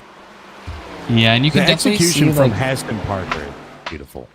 Yeah, you can definitely see the difference in speed really to these two cars to everyone else, as they've really just been the class to field all night. Obviously, Callahan was up there on the short run, but I really don't think he is the car anymore. I think once he kind of lost that track position, he hasn't really been able to get it back, and that's really hurt him tonight, as he hasn't gotten higher than 6th once he lost all of his positions. Looks like Hess maybe starting to fall off a little bit. Yeah, and you can see what his times... Well, you can see what his times, like you were saying, Callahan sitting in 6th. He's gaining a few, but then he's losing more than he's gaining. So it seems like right now the way he wants to run the track with the tire wear is just not working for him, which is unfortunate because he wants to be one of those cars that is looking for a double win, but it doesn't look like it might be his night. Parker and Hess are just too dominant right now. They're not wavering off. They're not giving each other any bit of leeway. Yes, there is a gap, but they are smooth. They are trying to be as consistent as possible with the heavy wear. As you can see, that the packs are slowly starting to break up. We got Jordan Parker and Caleb Hess as one pack. Mark Morton, Joshua Mason as one. Trenton Sitting kind of sits alone in the gap. And then you have David Callahan and Brandon Broadfoot. But there is a decent gap between him and Trenton Sitting. So the 5th place is really a sitting duck right now, just holding his line. Yes, he has clean air and a slight bit of draft, but it's not as much as he wants to make a difference. And what I will say right now is we see the 9 of Parker's really struggling now on these tires. Caleb Hess, Mark Morton, Joshua Mason, actually not that lap, but they were all faster that last lap. Mark Morton has been 2 to 3/10 faster the last 3 laps from when I've been checking the times. So Mark Morton right now is the fastest car on track. David Callahan has now started to match the time. Oh, sorry. David Callahan just ran a 31-second lap that last lap, so I do believe that he did lose quite a bit of time. He did actually lose the position of Brandon Broadfoot as well. You see James Parsons on the apron there, once again, 34 laps down in that 20 machine. Caleb Hess right on the back of the 9 car. Now Morton to the back of the 51, so Morton maybe burning his stuff up once again in the middle of the stage here, or maybe the 51 and the 9 were so focused on battling each other that they might have burnt their stuff up, allowing this 8 car to get to the both of them. As we see here, the 8 maybe looking... Yeah, and you can see the 8 really wants to get up there because I think he thinks that once he can get up there, he's able to defend that position and kind of force the 9 and the 51 to burn their stuff up as well. So we'll have to see what happens here with this battle. As Mark Morton's kind of inserted himself here late, you see Joshua Mason's also starting to catch this pack. Sit-in has actually started to fall off a little bit. Broadfoot, Mullen, Callahan's actually lost that position to Mullen now as well. So Callahan continuing to slide back when he doesn't want to. Looks like Morton's able to get to the inside of the 51, is going to clear him on exit. So Morton slides up into second. Mason's now gotten to the back of the 51 almost. However, that did allow Parker to drive away a little bit. As it looks like Mason's actually going to go really deep in there. That's what I was going to say. It looks like he has not the freshest tires of the pack. Between him and Mark Morton, I feel like they have the most comfortable tire package right now where they're at in this stage. We are 64 laps into the total race. We have 40 laps into this stage. We are almost through with this stage, but you can see Morton is really pinning that bottom line and is kind of able to hold it just a little bit better. He slides up just a little bit there, but he's been holding it a lot better than the other cars in this pack. And now what I will say the concern is for Morton is this is about the same thing we saw from Morton in stage 1, where he has a really kind of start and then starts to speed up really quick at the end here. It actually forces Parker to go low. Might try and switch back on exit here. We'll have to see what he does. He goes to the bottom of the 9 color. Oh, look, he's diving. He might have him. Yeah, he forced the 9 to enter shallow into 3, and that was able to open the door out of 4, as the 9 was able to slide up and the 8 was able to just kind of go under him. And it looks like now Morton's going to try and stay to the inside of the 9 car. 9's going to try and hold the momentum on the outside. We'll see what he's able to do here. Looks like he's going to hold it for now. This is the most pressure Jordan has had all night. Yeah, this realistically is the only pressure Jordan's had all night, is he's now under risk of not leading every single lap this race. He's pinned to the top once again. Morton on the bottom. However, this time Parker was deliberately on the top, so it's going to allow him to get that run here. He's going to stay clear of the 8 car. So Jordan really is just trying to defend now. Game changer. Oh, the 51 of Hess almost got hit. Loose. I don't think Hess got loose. Yeah, I think he's the 88. getting too loose here. I think the 88 got really close to him, and Hess actually pulled out a line just to try and not get hooked by the 88 car. I don't know. I was keeping eyes on Hess there those last 2 laps. It looked like he would drive those corners, and it was. I feel like he was starting that back end was just getting a little bit too loose for him to hold that and maintain that pressure. And realistically, that makes sense because this is about that same time in the run we did see the 51 start to fall off. So maybe Hess just really hasn't figured out his tire wear issue, whereas someone like Mark Morton really has kind of gotten on top of the issues he had earlier in this race. Joshua Mason finds himself in a closer position than he did in the first stage. So, you really go from like Caleb Hess and Jordan Parker and David Callahan being the favorites of this race to now Mark Morton and Joshua Mason, 2 names we really didn't talk about beforehand.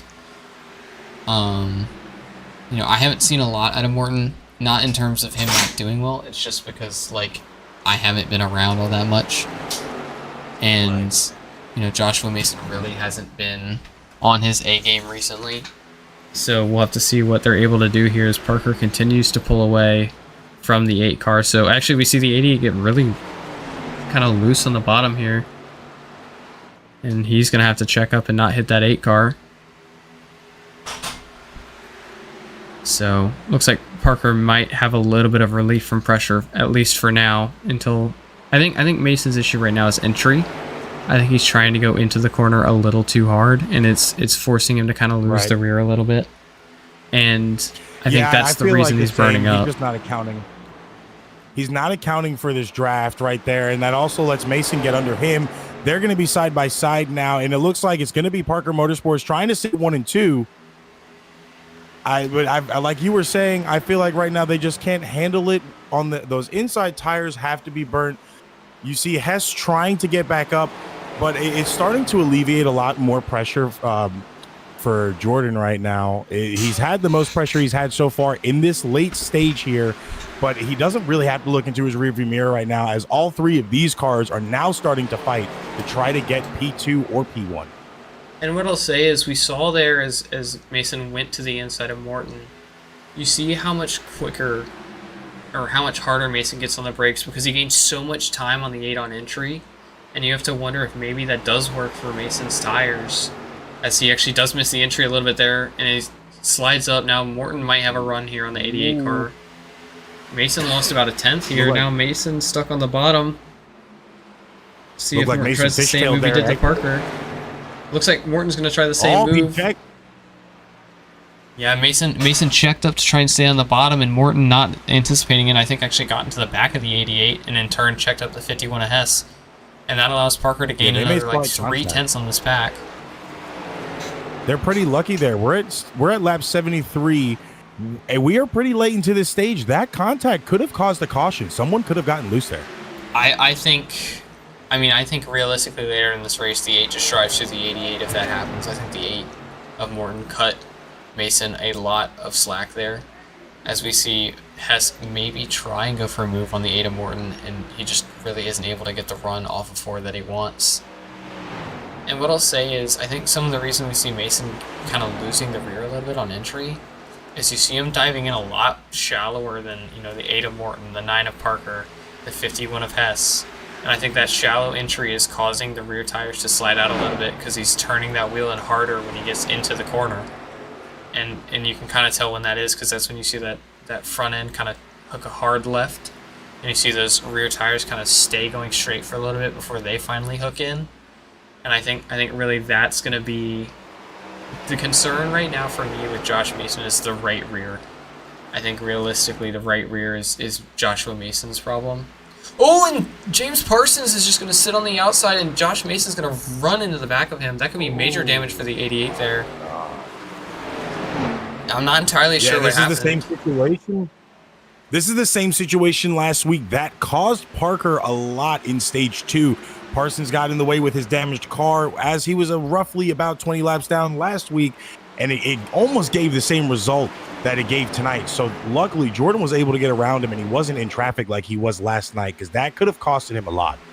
And with that being an issue last week, you have to wonder as well if there'll be any sort of repercussions for the 20 car, as it already had also happened once tonight in stage 1 with the 9 of Parker when it costed him about 3/10. So I believe the 80 did get into the back of the 20. However, honestly, it might have helped him as he's kind of pulled away from the 8 and 51 here. As it looks like Brandon Broadfoot actually might be the fastest car on track here.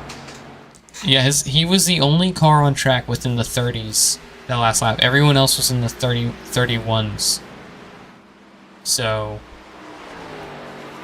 yeah, very interesting here to see the 22. Oh, it looks like maybe the 20 of Parsons in the wall again. I heard something. I want to say the 20 of Parsons got into the wall again here. It looks like he did. So, Parsons just continuing to struggle a little bit today. Here in Nashville, once again on that top side. That same wall that gave him... that's unfortunate. So, as we're going to go back to live coverage here, it looks like coming to 2 to go here, Jordan Parker still has a second gap to the 88 of Joshua Mason.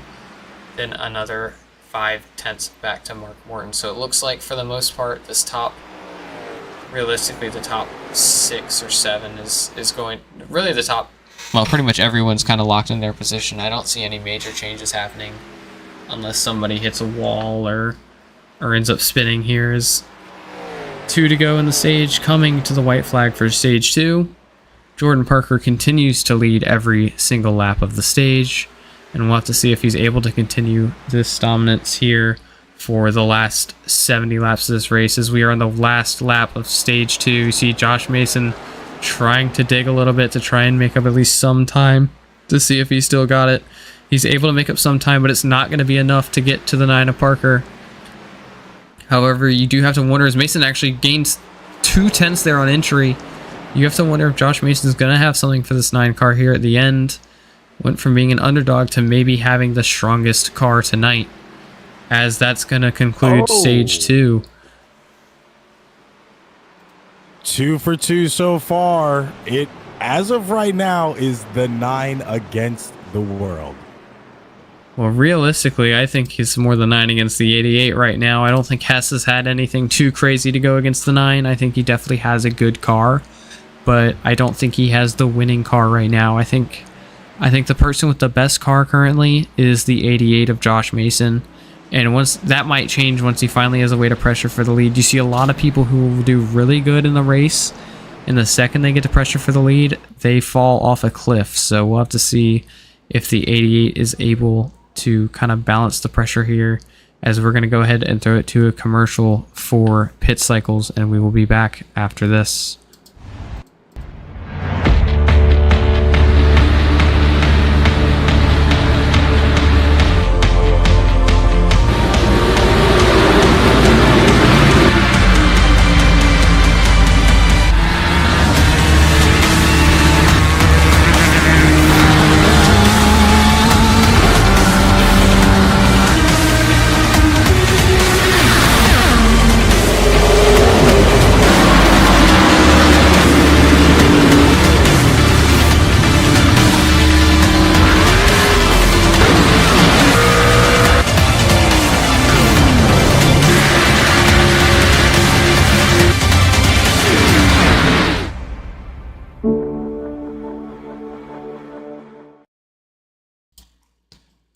All right, welcome back to Nashville Super Speedway, even though it's not a super speedway. So, Jordan Parker in the 9, once again your stage winner. We are going to go ahead and pull him up for another interview. Jordan Parker, this is Owen and Tyler in the booth. Again, no mariachi this time. So, obviously, you had a little bit more of an exciting stage 2, I'd argue. I mean, you continued to lead every lap, but you did have a little bit of pressure, especially from the 8 of Morton. Do you expect that same kind of pressure this stage? And you know, what's your best way to fight back, you know, when you're getting pressured like that from the 8 of Morton or the 88 of Mason, as he was getting a lot of time on you there at the end? Yeah, the 8 definitely gave me a better run for my money this time. You know, I don't know what he did differently. He was able to save his tires a little bit better than I was, but I think just that little bit of a miss in the corner was just enough to net me another stage win. I mean, this car is on rails. I know I've missed a couple of corner entries, but other than that, this car is on rails tonight. And I mean, like, it's not your second stage win of the season. It's like your 4th, I think. Yeah, my 4th. I've won 1 at Daytona, Talladega, and 2 here tonight. So, I mean, obviously, it's not the state or the race win you want yet. Hopefully that will come soon, but I think you're going to have about 66 laps in this stage here. So, actually, I think about 66 laps. So, I mean, are you considering splitting? You said, are you still considering splitting the race in half here to the end, or is there some kind of strategy that you're trying to cook up? It's still to be determined. I don't know, because with 65 laps to go when we go back green, 66. Yeah, you're right. It's going to be different because I don't know what people are planning on doing. I don't know what my teammates are planning on doing. It's a toss-up right now. It's still something that me and the guys in the VC got to talk about. So, I mean, obviously you're not really in a position where you can go out and win the regular season championship today, but I think you've gained at least 10 points on Callahan so far. So, you know, do you think you're able to keep piecing these performances together and you'd be able to get to Callahan in points, or do you think it's kind of a point where you need Callahan to miss a race to kind of put yourself within striking distance of him? Well, once we get past Darlington, because Darlington by far is my worst track on record so far, but yeah, I think him missing a race and me having these dominant performances is going to be key to lock up that rec season again. All right, well, we're going to go ahead and let you go because once again you have to race the car, so yeah, good luck and hopefully we talk to you later. Thank you. Good luck, driver. All right, and that is the 9 of Jordan Parker. Once again, we waited too long to move him, so the pace car pulls off already. It. Yeah, he deserves to get stuck with us. It's been a little rough for him this season. Yeah, and Jordan Parker once again is going to get a good jump. He's going to be able to pull the 88 of Mason with him, his teammate, so maybe likely a countdown there to try and help out. As we see a big stack up there in the middle here. It looks like everyone actually missed the apex except for the 9 of Parker. It looks like maybe the 99 of Sid getting a little bit loose. You saw him lose a lot of time there on the bottom. I think he lost the rear a little bit. Maybe caused him to slide the tires. I want to see how that plays a role. I mean, last time we saw someone spin the tires, they finished second in the stage. So we'll have to see what happens here as we see a lot of people kind of wiggling out of 4. I think just trying to figure out where their car will grip. We see the 8 of Morton still trying to track down the 88 of Josh Mason. And kind of a conga line right now of drivers. You see Morton exit a little bit higher than that 88, maybe trying to kind of widen his exit, allow the car to carry more speed. You see Mason kind of dive in there once again with his really sharp entry, a really deep entry. As we see actually the 22 Broadfoot get in the wall there. You saw it on the top left of your screen, a pretty hard hit for that 22 car. This looks like Mason's going to go in really deep again, try to cut down in the middle of the corner. Morton going to get to the back of the 88, maybe a little bit unpleased with that car after the first time. 88's actually going to block going to the bottom. We'll see what happens here with those two cars. Once again goes deep. Looks like Morton's going to get stuck behind. We're going to go ahead and follow this battle here for a little bit. These three, the same three from the last stage, continue to battle. Morton has gotten to the outside of the 88 and Mason is actually ahead of the 88 now. Mason's going to dive it to the inside. He's going to slide up, force the 8 to go wide. Oh, that's a run. And it forced the 88 to have to check up or hit the 8, and it also forced the 8 to have to go higher, get turned. And it actually allowed Callahan to gain a spot, and Mason lost 3 spots in one corner, possibly 4 on the lap. So a big loss for Mason there. Right there. It's going to take a lot to get back. And really now the battle is between Hess, Morton, and Parker, and I think really it's more between Morton and Parker than anything, because I think Parker definitely has Hess's number right now. You see Callahan's back in the mix for the first time tonight. I almost wonder if maybe he's kind of been sitting back on purpose, but with him being in the realistically almost a lock for the regular season points just by showing up to every race, you have to wonder if he's really trying to push too incredibly hard right now to try and get these race wins or these stage wins, and he might just be trying to survive a lot of times. You actually see him enter a little bit harder here, trying to get to the back of the 51. He slides up a little bit on exit. The 8 of Morton now to the back of the 9 of Parker. We'll see if he goes for a move here. Doesn't look like he will yet. Might try that same move he tried on Parker earlier in the race where he cuts down a little bit. Looks like Parker's going to anticipate it, exit a little bit lower. Doesn't matter. Morton might try to go for the move. Morton to the outside of the 9 here. It's the first time we've seen Morton on the outside going into 1. He's going to get a push here, too. A little bit of that draft from guys come back down low. Yeah, it looks like Parker's going to have that inside line, but Morton's going to have the advantage with the momentum here. It looks like Morton actually might be able to clear the 9 car here. We'll have to see. Going into 3. Parker down to the bottom. Morton's still about in the middle. Morton's going to have the momentum. Looks like Morton's going to lead his first lap of the night. The first lap led... It has not been by that 9 car. It looks like the 51 of Hess is also going to go to the outside of the 9. So Parker may actually fall all the way back to 3rd. It looks like he will. So maybe Parker trying to play the long game right now. Letting these guys burn up their tires because they don't have someone to kind of base their times off of. And it looks like we actually see Parker go all the way to the top here for the first time tonight. Yeah. It looked like he made that adjustment late into there. I was noticing that right before you called it. He might have made a different adjustment to try to get some clean air into that corner. He lost so much time trying to do that I wonder if really it was the right choice. And now you have to wonder, like, if Parker's going to try and push too hard to try and get those positions back and it could easily put him in a position that's going to be detrimental to him in this race. Yeah, hopefully it's not something that costs him too much. And the good thing is he didn't lose 3 or 4 positions like Joshua Mason did. He only lost the 2, and they're both cars that he's beaten before. As we see him once again go to the top side, you see him entering really hard, almost like he's not used to entering with cars in front of him. It's really weird to see because, it's not a problem that you usually have in these races because usually you're going to have multiple different leaders.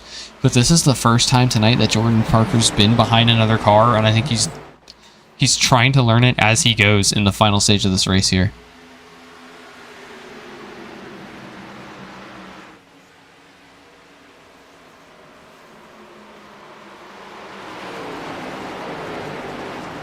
Parker's trying to settle in slightly, not get too aggressive here. He's keeping his time.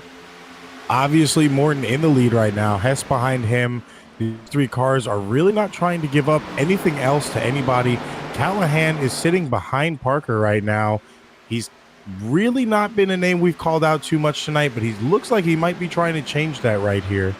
And what I will say is we haven't seen the major fall off early in the stage like we have the other ones, which is interesting because realistically your runs in the stage are actually going to be shorter than stage 1. I think a run in stage 3, if you split it right in half, is going to be about 33 laps. So I think you're going to see people pit at about 117 or so. Just to kind of split it right in half, because you don't want to run long and get gapped by the people who got tires before you, and you don't want to go short and get gapped by the people who got tires way after you and are way faster at the end of the race. So, I mean, realistically, I think the best logical option in this scenario is just to pit right at half. That way you can run both tires as hard as you need to. You can run your race the exact same way for both runs. You know, you don't have to push a little harder on a shorter run or save a little longer on a longer run. And it just gives you more options in the car, I think, realistically, to pit right at halfway. Because it's at that point you have a consistent feeling, you know what changes you want to make for the exact same run. I think the only way that changes is if we get a caution at any point during the stage. I think once you get to about lap 105, I think you'll see everyone just run the race to the end if there's a caution around that point, because everyone's going to want to stay on the same tires and they're not going to want to have to make another pit stop. So yeah, it's really going to be a choice of strategies. We actually see Parker starting to struggle a little bit. So maybe just not Parker's, maybe just another bit of bad luck for Parker once he lost that lead, just not able to recover in the dirty air like he wants to. You see Hess not really able to get to the back of the Ada Morton. Callahan we're starting to see the fall off in tire. The top 3 once again have pulled away from the rest of the pack. Callahan 2 seconds back, Mason 2.2, Sidden 2.3. So, you know, the tire deficit is starting to show up in a lot of these cars, and you're starting to see this 8 of Mark Morton pull away from the 51 of Hess. Yeah, and the more he keeps pulling away, the more he's really going to hold his position in this race until the pit cycles come out. It's really, like we always say, it's too early to call. Anything can change abruptly. If a caution comes out, like you said before, that could really shake up a race, because there goes your entire green flag strategy. Now everybody's going to most likely do full gas, full tires, and it's going to be everybody's game then. Now, I feel like these 3 cars in the lead, if they want to maintain what they've been doing, they need to stay in the groove they're doing now. They're consistent in the corners. They all have distance between them, but they are all still connected in draft in a way. The rest of the pack really needs to start digging deep. Obviously, if their strategies going into stage 3 aren't working now, they really need to start making and really showing change. Because the way that some cars have been driving, their strategies really haven't been pulling them to the positions that they want to be in. And I just feel like that's more of, like you said, the long run. Most of these drivers are probably set up to do long runs consistently, so a short run is a little bit different for them. It kind of takes you off your game a little bit. Yeah, as we see a battle here, actually it looks like 6th or 5th place here with the 99 of Sidden and the 22 of Broadfoot. It looks like Mason has also lost a lot of time as well, as he's found himself back here. So maybe the fairy tale story that we saw with Mason at the end of stage 2 is not, it's not going to be recognized here in stage 3 after just a lot of bad luck and oh, you see him get really loose there on exit. Just a lot of bad luck, here in stage 3. Sounds like Parsons actually got back in the wall again. As we were watching this battle, so we'll see what happens here. Actually, Parsons is right in front of these guys, so we'll see how this affects this battle. It looks like he was on the top. Okay, he's coming off the track. He's getting on the apron, so looks like Brandon Broadfoot is going to hold this position for now. I think we're going to stick with this battle for a little bit, as it is the closest battle we have currently. Then you have this 3-car battle behind of Josh Mason, Christian Mullen, and Gage Burns. So yeah, it seems like Broadfoot's going to claim 5th for now. He'll remain ahead of the 99 of Sidden, and then you have the 88 of Mason, the 5 of Mullen, and the 55 of Burns. As we go back up front to the 8 of Morton, who is now a 2nd ahead of Caleb Hess and 1.4 ahead of the 9 of Parker. So we will have to see what happens there. It seems like it's got really quiet now because I'm only hearing one car instead of like 8 of them. It's really weird. Yeah, it's really stretched out on the field right now. And I expected this to happen in stage 3. I felt like a lot of the cars, I expected it more in stages 1 and 2. Yeah, I expected it more in stages 1 and 2 because it was a longer run. I thought you'd have a lot more kind of close racing in stage 3 because it's actually, you know, if you split it in half, it's going to be a shorter run than the first 2 stages. So, you know, I really was expecting it to be a bit closer because I thought everybody would be pushing. But Morton really has just run away, and then, you know, everyone else is kind of just here. As we actually see Callahan continue to fall off, it's actually bringing Brandon Broadfoot up to him. As you see that 22's caught up to the 18. He's gotten away from that 99 and that pack behind, so maybe Broadfoot might actually have the best long run car here, as he actually is going to tag the wall a little bit. But Broadfoot has been the fastest car on this track, you know, the last several laps. Once again, he's one of the only cars that's been consistently in the 30s. We've already seen Callahan sit in, Burns all move into the 31s. So actually, we do see Mullen get ahead of. We actually see a battle here. It's like they just keep trading. As I'm seeing on my relative here, it looks like Mason may be looking for a way around both of them. Mullen and Sidon currently fighting for P6. Trying to find a way around. And Callahan are now side by side. Callahan got the just barely a lead over Broadfoot, and Broadfoot's trying to still reel him in. They're staying really high, but this pack behind him is going to catch up, so that's going to make a difference here. And Broadfoot has the best tires right now. As actually we see the 88 and Mullen almost caught the rear end of the 99, and yeah, the tires back here, they're so busy fighting. I don't think they're going to have the tires to do much afterwards. As we see the 22 Broadfoot was able to clear the 18 of David Callahan. As we're going to go back to this battle right now. As they're almost 3 wide here. Actually, looks like Mason lost a spot to Gage Burns. So Mason continuing to fall back. He's now the last car in the lead lap here. So yeah, major development here with Parker Motorsports as they've now lost the lead, second place. Actually, Trent Sidden just got into the wall. So Mason was able to get back up into 8th now. But they've fallen off of Gage Burns and Christian Mullen here. As Gage actually almost got into the back of Mullen. Gage has gone all the way to the top. Maybe just has no grip right now. And like I said, I think we'll see cars start to pit in the next 6 or so laps. As we see, Caleb Hess 2 seconds behind Morton. Parker a second behind Hess. Broadfoot 2.5 seconds behind Parker. So I think realistically what everyone would love right now is a little bit of a caution. As it looks like Morton just continues to get better as this race goes on, and that's really not good for everyone else in the field. No, he is running away with it right now. Almost a 2.5 second gap on the second place car of Hess. Obviously, that's not what anybody expected to happen tonight. You can see he really dialed in that long run strategy right now. Like you said, even though it's broke down, if you break it down in half, it is shorter than the first 2 stages. I feel like he is going to be dominating that short run for this 3rd stage. We're just going to have to see if his pit cycle will actually hold up to either give him the lead or keep him in the lead, depending on how he plays this out.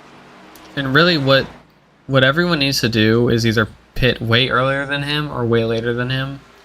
And I think you're better off just pitting earlier and going to the end here. But, I mean, I don't know. It's really hard to make up, 2.5 seconds or more on a race leader at somewhere like Nashville and not have a major tire deficit before or after they pit.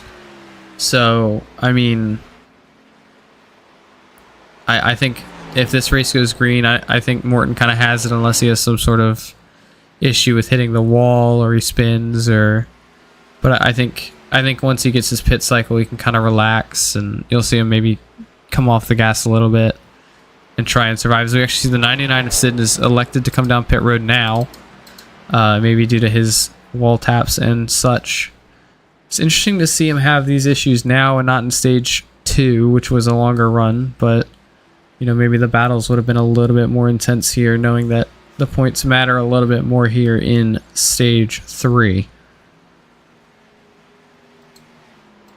As we're going to continue to watch the leader of Mark Morton here on lap 116.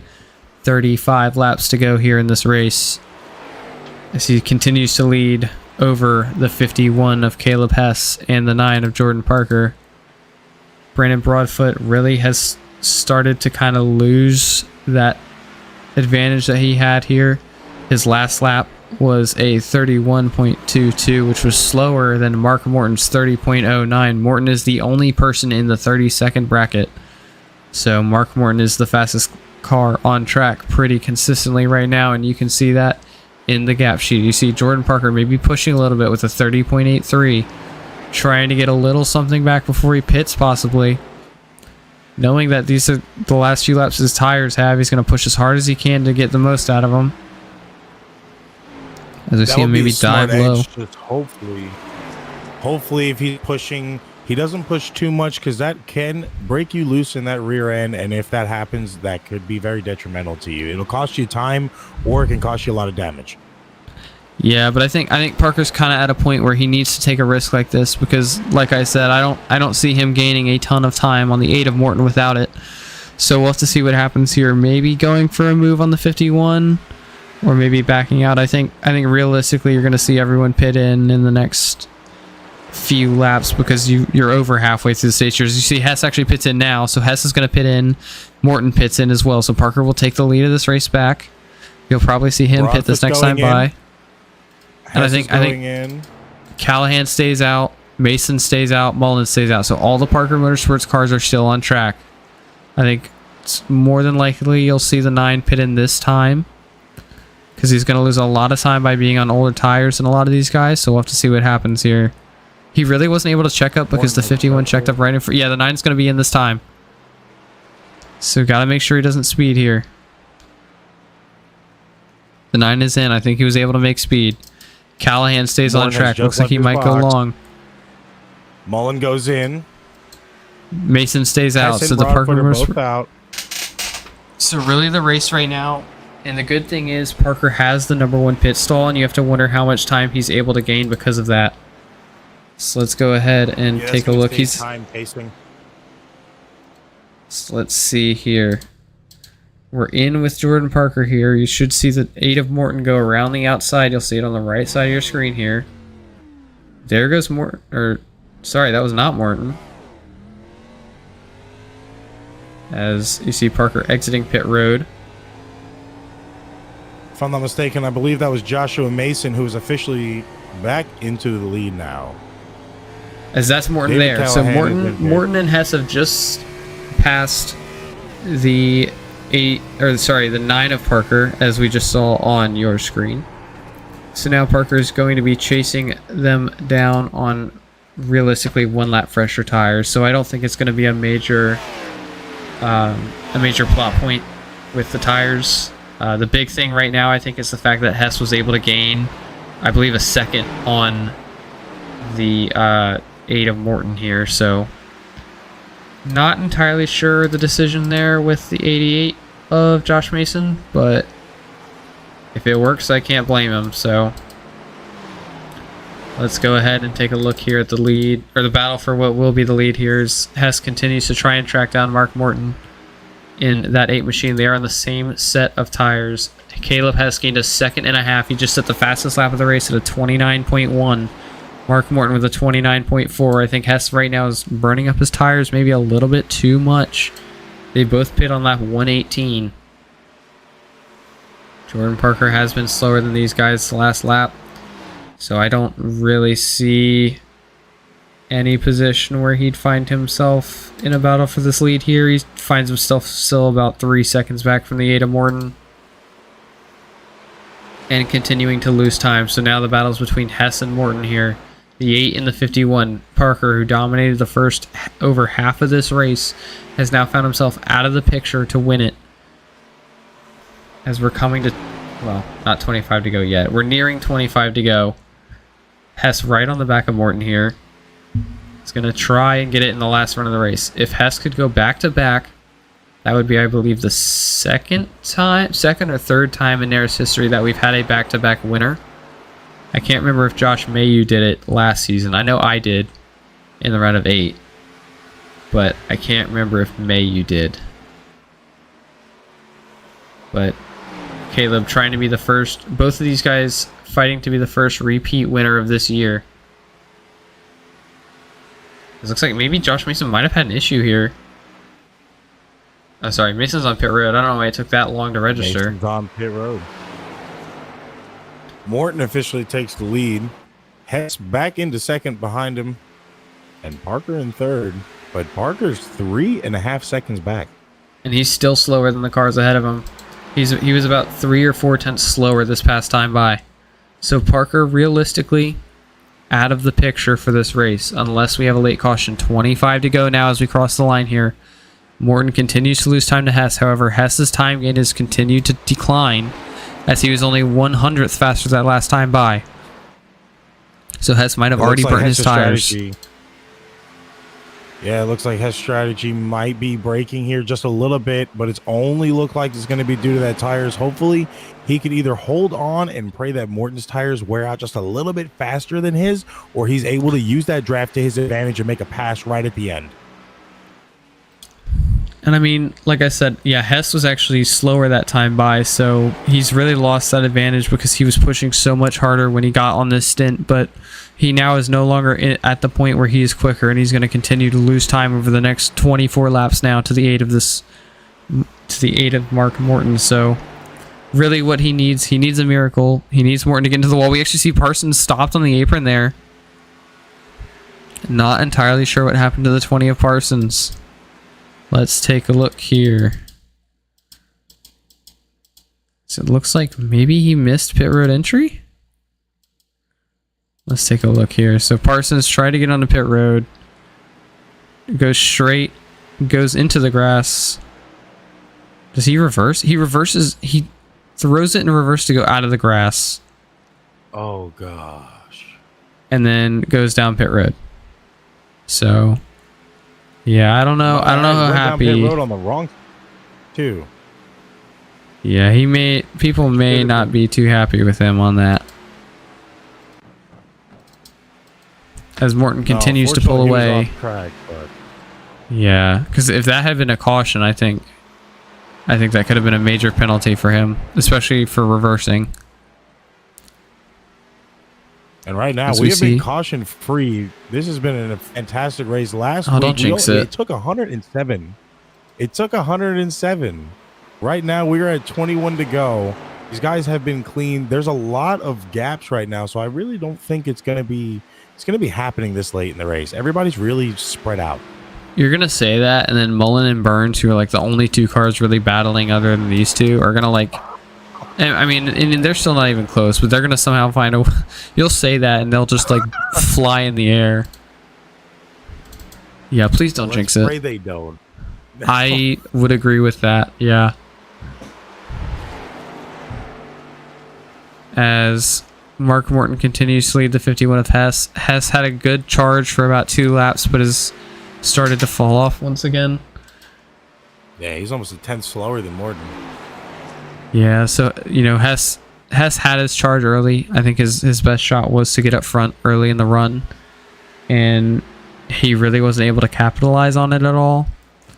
And it's really going to be what cost him this race. I don't know where Morton came from, if I'm being honest. I mean, obviously he's been in the top 5 realistically all night, but he wasn't really a major threat like this until stage 3 here. So as we actually see Callahan move back into the top 5 here. Jordan Parker's 5 seconds behind the leader, so he's continued to lose time. So not entirely sure what went wrong with the 9 car, but once again, not the race. He just hasn't put it together in the final stage once again here tonight. As we're going to go ahead and run through the field here with 20 to go. So Mark Morton continues to remain in first. Caleb Hess in the 51 in P2. Jordan Parker all the way back here in P3. Brandon Broadfoot in P4. David Callahan had a good first part of this race and kind of hasn't been a major factor since in P5. Trent Siddon, who was the first to pit in P6. Christian Mullen in the 5. He will be P7. And then Gage Burns, who also pitted relatively early, continues to fall back in P8. Then you have Joshua Mason, who ended up 4 laps down, so maybe a speeding penalty on his pit road entry here. Had a really good stage 2, made us think that possibly that car could have a chance to win, and now he's just kind of put himself in a position. Realistically, he would need 4 quick cautions in a row, and he would need to be the free pass for all of them. And I just, with 16 to go, I really don't see that happening here. No, and it's As unfortunate Morton because now- it looked like he had a good car. Yeah, and I'm really not sure what happened. I mean, obviously he had a really unlucky start to stage 3, and it kind of took all the track position away from him. But he just continued to fall back after that. And if you look up, you'll actually notice that the 8 of Morton has now put a second on the 51 of Hess. So there's now a second gap from the leader to second place here, as Morton continues to pull away.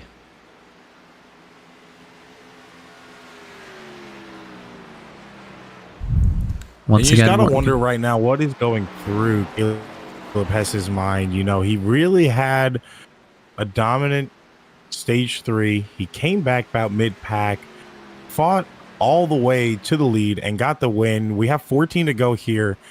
He's a second and a half and losing right now. You've just got to think, where did it go wrong for him tonight here? I really don't know. It's just,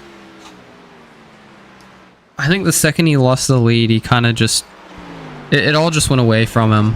So it's once again, for however many races it's been this season, another race of what could have been for the 9 car. Another race where he's shown the pace to win it, and another race where the final stage just doesn't put itself together for him.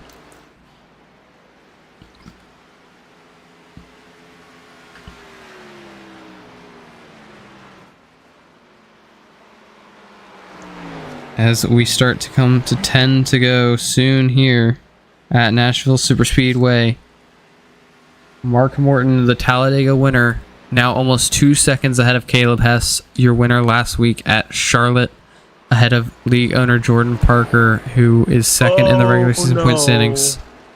Oh God, what happened? We have a caution. Joshua Mason had spun out. We'll have to take a look here. That's the first time we've seen a spin today, and the first time we've seen a caution. It's an interesting place to spin out. It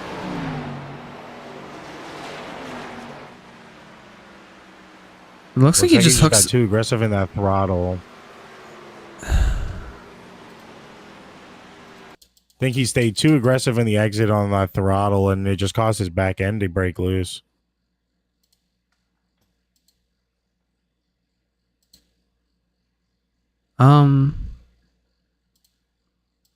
That looks weird from the TV cams. I'm gonna be so honest with you.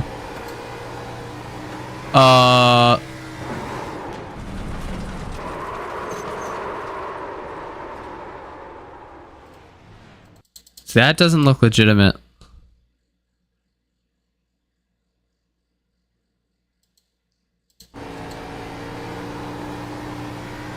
Yeah, that's not legitimate. He just intentionally spun.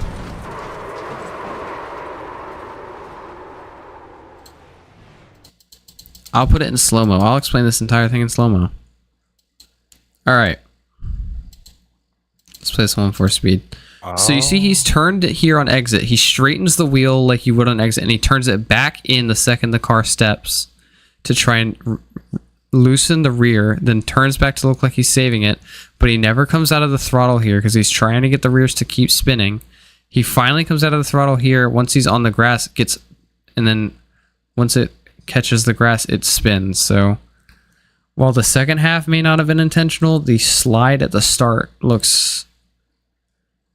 it doesn't look natural from what I know and how these cars drive. And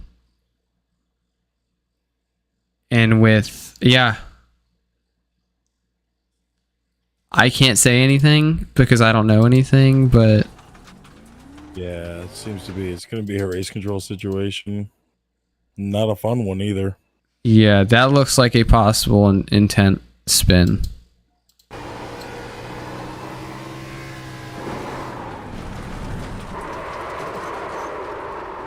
That caution has really shaken up things right now. And what I will say is that caution has really benefited the team owner of... Yeah, that... I don't know, man. Like, I don't want to go out and say that's what happened, but that caution realistically benefits the 9 of Parker the most. Because he just came from being 6 or 7 seconds back to right behind Morton Hess. This actually has helped Callahan as well. Callahan's good on the first 10 laps of the run. Yeah, Christian Mullen's going to be in P1 right now, too. I'm not entirely sure where Mason's up there. He should be a lap car. He's going to wave around now. Yeah, Mason is 3 laps down. He'll be getting 1 back, so he'll still be 2. Parsons 52 laps down. The remaining cars will be out, have been out. Yeah. Yeah, it's gonna shake it up. This actually might put the 5 to victory lane right here off of this. We have. I don't. Did the 5 pit though? I don't know if the 5 pit. Yeah, the 5 did not pit. The 5 is on old tires, so no, the 5's gonna get run over here. Yeah, no, this is actually this actually might hurt the low line, and Jordan is behind them. Yeah, so once again, maybe an iffy strategy call from the 5 car that might check up Callahan, Parker, Broadfoot. All behind him as the pace car is going to pull off here. Christian Mullen will be the control car. We'll see what Caleb Hess and Mark Morton are able to do here. There'll be 8 to go when they take the green. As Christian Mullen goes, spins the tires a little bit. Mullen's got really loose there. Yeah. He's actually going to go to the bottom. Slides up in front of the 51. 51's going to go all the way to the top. Almost finds himself in the wall here. Parker's going to get to the inside. It looks like Parker and Hess now both trying to chase Callahan. The 15 or the 5 immediately losing a ton of ground. And once again, Callahan in the lead. Hess not too far behind him. Yeah, but Hess has gotten stuck 3 wide, I believe. Back to back. Yeah, Hess is stuck on the top of 3. Wide on the top. I think realistically, if it's not Callahan now, it has to be the 9 of Parker. And he's really, I don't think Parker's gaining enough right now to catch that 18. No, he's gaining a little bit in this corner right here, a tremendous amount actually. But Callahan is in the 30s right now. He seems to be one of the only other cars in the 30s. So it's definitely an interesting. Parker is faster right now on that lap though, not too much. Yeah, but you have to wonder if Callahan's saving, knowing how easily these tires fall off. I think Parker is also pushing harder than he has all night to try and get up there. I mean, if I was him, I'd be in the same situation, but it's going to cost him. He almost hit the wall there. Oh, Parker's under it low. Jeez. I think Parker cut the 18 a lot of slack there. The problem is it's now brought Morton back up into the fray. With 5 laps to go, Morton is now half a second behind Callahan. Parker needs to get around Callahan now and get gone. And Callahan trying to do what he couldn't do last week, and that was to get that stage 4 victory. So we'll see here. Parker to the bottom of Callahan here. Parker goes back to the lead, and he'll clear him easily. That was a good move to go on the apron there and get yourself clear. Yeah, so 4 to go here. Parker in first, Callahan second. Looks like Morton's going to go for a move on Callahan. Callahan just doesn't have the car here, I don't think. So Morton might have a really good shot here at Jordan Parker. Yeah, it seems like they might be falling off slightly a little bit fighting right here. They're not losing much time. They're still right behind him to give him the pressure. Jordan really can't let off too much. 3 to go. And Morton's right behind the 9 of Parker here. Yeah, it's going to be interesting. White flag, I will say for sure. Jordan trying to give it everything he's got. Morton not really getting much time. A couple of ticks there, but it's not much to make a difference right now. Callahan kind of falling off the pack a little bit. Yeah, he's really been able to hold Morton at about 3/10. I think the biggest loser in this caution, realistically, is the 51 of Hess. because he went from being second to now being sixth because he got stuck 3 wide for such a long amount of time. And he really got screwed by the 5 because when the 5 missed 1, it forced Hess almost into the wall in turn 1 and 2. So as we see Jordan Parker here coming out of 4 in first place, we'll see if Morton has anything for him here. Coming to the final lap, white flag here at Nashville Super Speedway. Morton trying to track down the 9 of Parker, 2 tenths between them. We'll see if Morton has anything in the bag here. Done so far this season. Jordan's had an up and down season with everything happening to him except for a trip to victory lane here. And if Morton's not able to get to the 9 of Parker here mid-corner, we'll have to see if he's able to get to him. It doesn't look like he will. Looks like Jordan Parker coming out of 4 is going to win here in Nashville in the Neon Lights 200 for his first win of the season here in NARAS Season 2. Mark Morton will finish second. Brandon Broadfoot will finish third. David Callahan falls to 4th. Trent Sitt in 5th. Caleb Hess finishes 6th.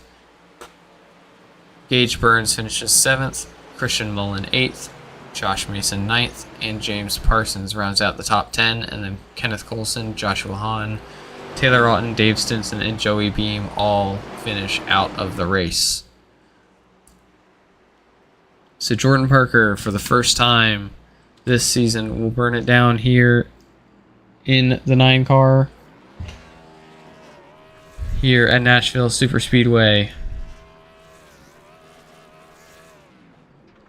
And while he does that, I'm going to see if everyone here is lined up for interviews.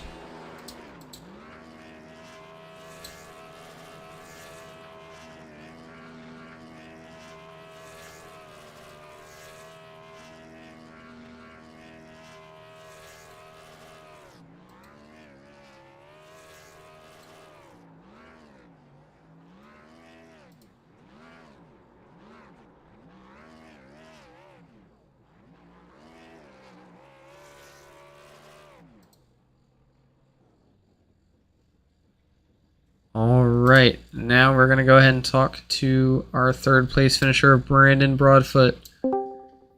Brandon, this is Owen and Tyler in the booth. You got us? Yep, gotcha. So, I feel like you came out of nowhere, man. I really didn't see you until... I mean, we saw you a little bit at the end of Stage 2 when you were running the fastest laps on track. Obviously, that final caution did help you a little bit. So, I mean...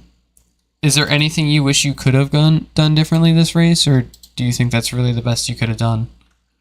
Yeah, if I didn't have the running I did at the earlier part of the race, I wouldn't have got out of my zone. Ever since that wreck happened, I had to recover from it, from getting into I can't remember who it was, Taylor, I think. But after that, I was coming there at that. I think it was the 2nd stage, I believe. I was almost there with these guys, and it was just a little too late there. But there at the end, had a run in with Hess, and I believe I think it was another driver who kind of ran me up a bit and kind of got into him, but there was no intent there. But strong run. I'll take a 3rd. You know, really wanting a win there though. I mean, so we aren't running next week due to the real life race at Bristol, but having Darlington in 2 weeks, how do you approach Darlington after a race like today?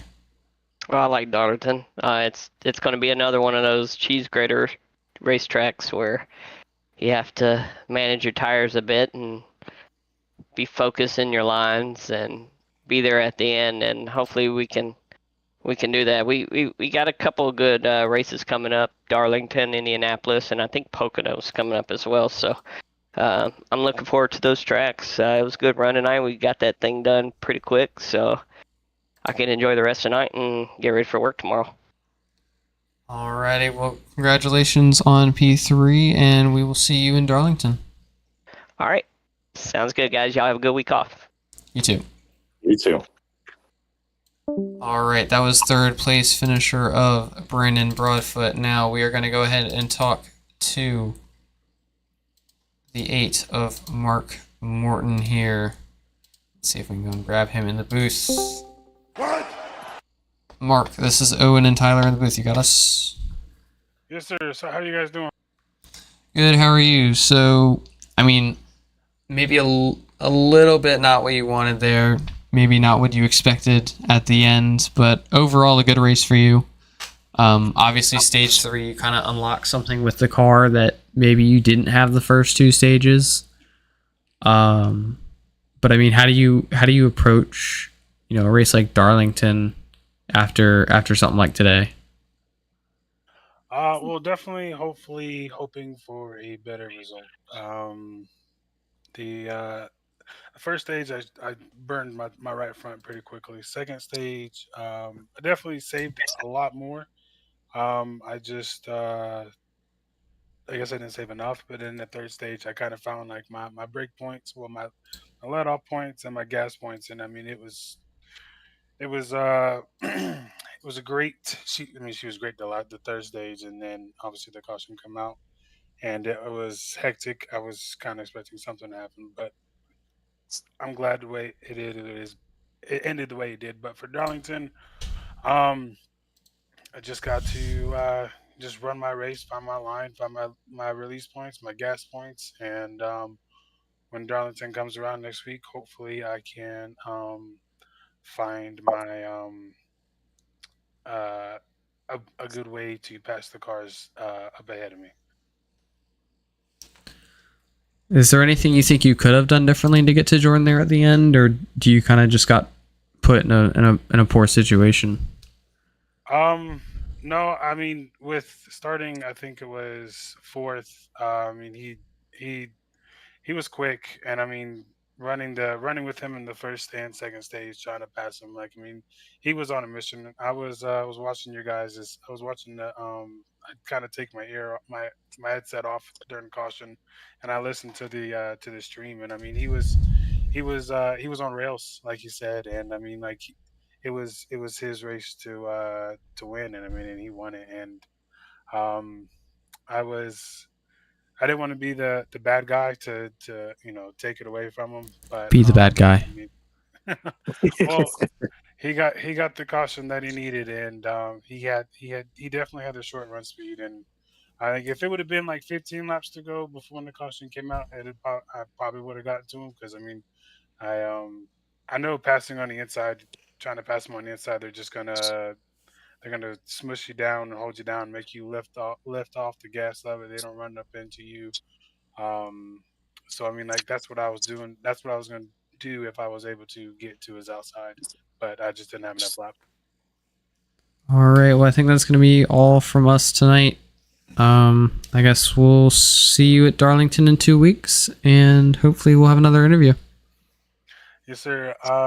Definitely. I want to take a quick second and thank you guys Yeah. for taking time out of your evening to broadcast the race.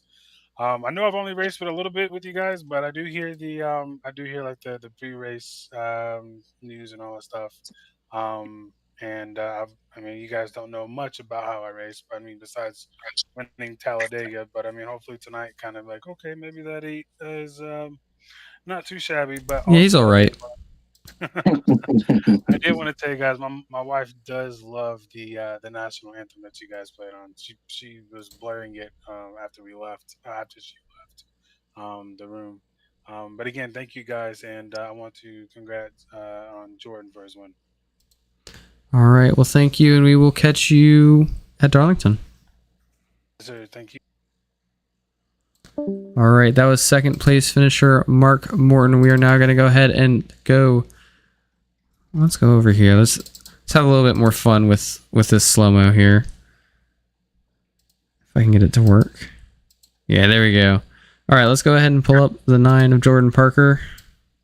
Let's get the star of the evening in here, Mr. 9 against the world. Jordan, this is Owen and this is Owen and Tyler in the booth. You got us? I got you, boys. All right, so you finally did it. It took you long enough. You can stop talking to me about, I got to win this race now. It was as perfect as anyone could have asked for. This entire race, I have put in about 250 laps this week just in practice alone on tire wear, and I'm shaking a little bit because that was an intense couple of laps there with Callahan. No, just this car was almost perfect the first 2 runs, and could not have asked for a better track to get the second win at. So, I mean, obviously you benefited a little bit from Josh's spin. Yeah. We did take a look at that. It looks a little awkward. I can't speak on that. All I know is he was battling a loose car like I was after that pit stop. I don't know why he pitted twice. I know he pitted once and got off. I think he had a speeding penalty in the final stage because he was 4 laps down. He might have said it, and I just wasn't listening because I was too focused on trying to catch the 8 and the 51 after that stop. But I know he mentioned he was battling a loose car like I was because I don't know if you guys caught it, but I was sliding a little bit off of turn 4 and turn 2. And I did tag the wall a couple of times, but it wasn't enough to scrub off too much speed. I mean, the only time I really saw anyone slide, I was seeing Josh slide on corner entry, but for the most part, he seemed pretty stable on exit. Yeah, and that's something me and him are going to have to discuss and talk about what happened. But other than that, yeah, I did benefit from the caution. Thank God it came out because I was losing time to the front 2 after that stop. I took a 2-tire call and thought it was the run. No. And I wasted time on fuel is what took me so long on pit road. If I didn't wait on fuel, I would have. I would have been closer to them, but I don't think I would have caught them. I still don't think you would have had the tires for it, though. Well, when I made that stop, my left sides were in the 90s. So I'm. Okay, then you probably would have been fine. Well, I'm going back to Homestead when you made that 2-tire call, and it didn't I'm thinking, work. okay, my left sides are in the 90s. I can take 2 tires, I'll be fine, and I'll go down there and run them down. And it made me wait an additional 6 seconds on pit road for fuel, and that's what hurt me the most. And what I will say is, I mean, the Homestead call, I think I would have just been better off taking 4 tires, if I'm being so honest with you, because you were gaining on me the entire rest of the race. I was. Yeah, that was not a good call, but it ended up working. But yeah, I mean, there's gonna be some skeptics. I mean, I already see the message from David Callahan. So, I mean, I think that's something that race control will look at, but at the end of the day, you're not the one who decides that, what happens. I don't make those calls anymore. And I'm glad that I don't have to make those calls anymore. Oh man, this was a tough one. I know I dominated the first 2 stages, but that last 3rd stage was tough. It got me a little bit. I was really surprised because like Hess and Morton just kind of were gone. Like, I don't know what they figured out, but going into stage 3, I don't know what happened to my car. I had the fresh tires with the 8 and the 51. Yeah, but they were only 1 lap newer. No, I'm talking about the beginning of stage 3. Oh, yeah, I don't know. They figured something out that I don't know how, but they flipped some kind of switch and they were insane once they got going. The first 2 stages, I was worried about that because they were giving me so much time that they were starting to figure out their tires, and I knew come stage 3 they would eventually figure it out and catch me. And I was getting a little panicky in the car trying to find something else that I had, and I just didn't have anything else. All right. Well, obviously that is your first, finally, win of the season. I don't have to keep talking about when will Jordan Parker win. Thank you. That's one less note I have to go through during warm up. Yeah. Now it's when will Josh Mason win? Nope. Now it's going to be when will we have a repeat winner? Yeah, but we already had that question. I said it was going to be tonight, and it wasn't.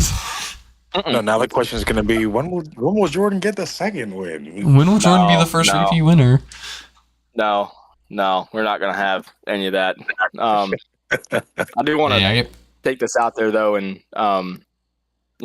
thank my family for supporting all of this, and my nana, my mom watching. Then this win specifically is for the Haynes family back down in Missouri. You know, it's September. It's the Suicide Awareness Month. And I'm going to have Michaela on my car for the next 3 weeks that we are racing. And it's sentimental to me to finally get this because I wasn't having a chance to have it last season. So to finally get it in this car means the world to me. Yeah, I was gonna say mention the car, Jordan. You're supposed to mention the car, and then you said it. I was waiting for you to ask. I was quite literally about to, and then you said it. So thanks for that. But yeah, I got you covered. All right. Well, you talked about the car, Jordan. You talked about the car. So, but I mean, yeah, you won a race. I didn't know you could do that. Finally. Yeah, no, I definitely can. I don't even need your help. Yeah. You know, Daytona, Talladega. I still won those. Anyway, I've got more wins on drafting tracks than you do. Okay. Because you wrecked the field at the end. But we don't talk about Daytona. Oh, there's a live stream of it. So. All right, I'm gonna go celebrate, guys. All right, we will catch you later. Putting on the show. All right, we'll see you. Congratulations. Thank you. All right, that is going to be all for tonight. We're going to go ahead and pull up the finishing order if I hit the right thing. That's not it. Oh, wait, hang on. I found it. And then okay, there we go. All right. Jordan Parker will finish in first. Mark Morton in second. Brandon Broadfoot will finish third. David Callahan fourth. Trent Siddon rounds out the top 5. Caleb Hess, P6. Gage Burns, P7. Christian Mullen, P8. Joshua Mason, P9. And James Parsons rounds out the top 10. Joshua Hahn, Kenneth Colson, Taylor Otten, Dave Stinson, and Joey Beam all were not able to finish the race, and they will be credited with 11th through 15th, respectively. All right, that is going to be all tonight for NARAS here in Nashville. We will catch you in 2 weeks for... Did we call it the Southern 500? The Throwback 204 at Darlington, and that will be on September 20th. So we will catch you all then, and until then, we'll see you next time.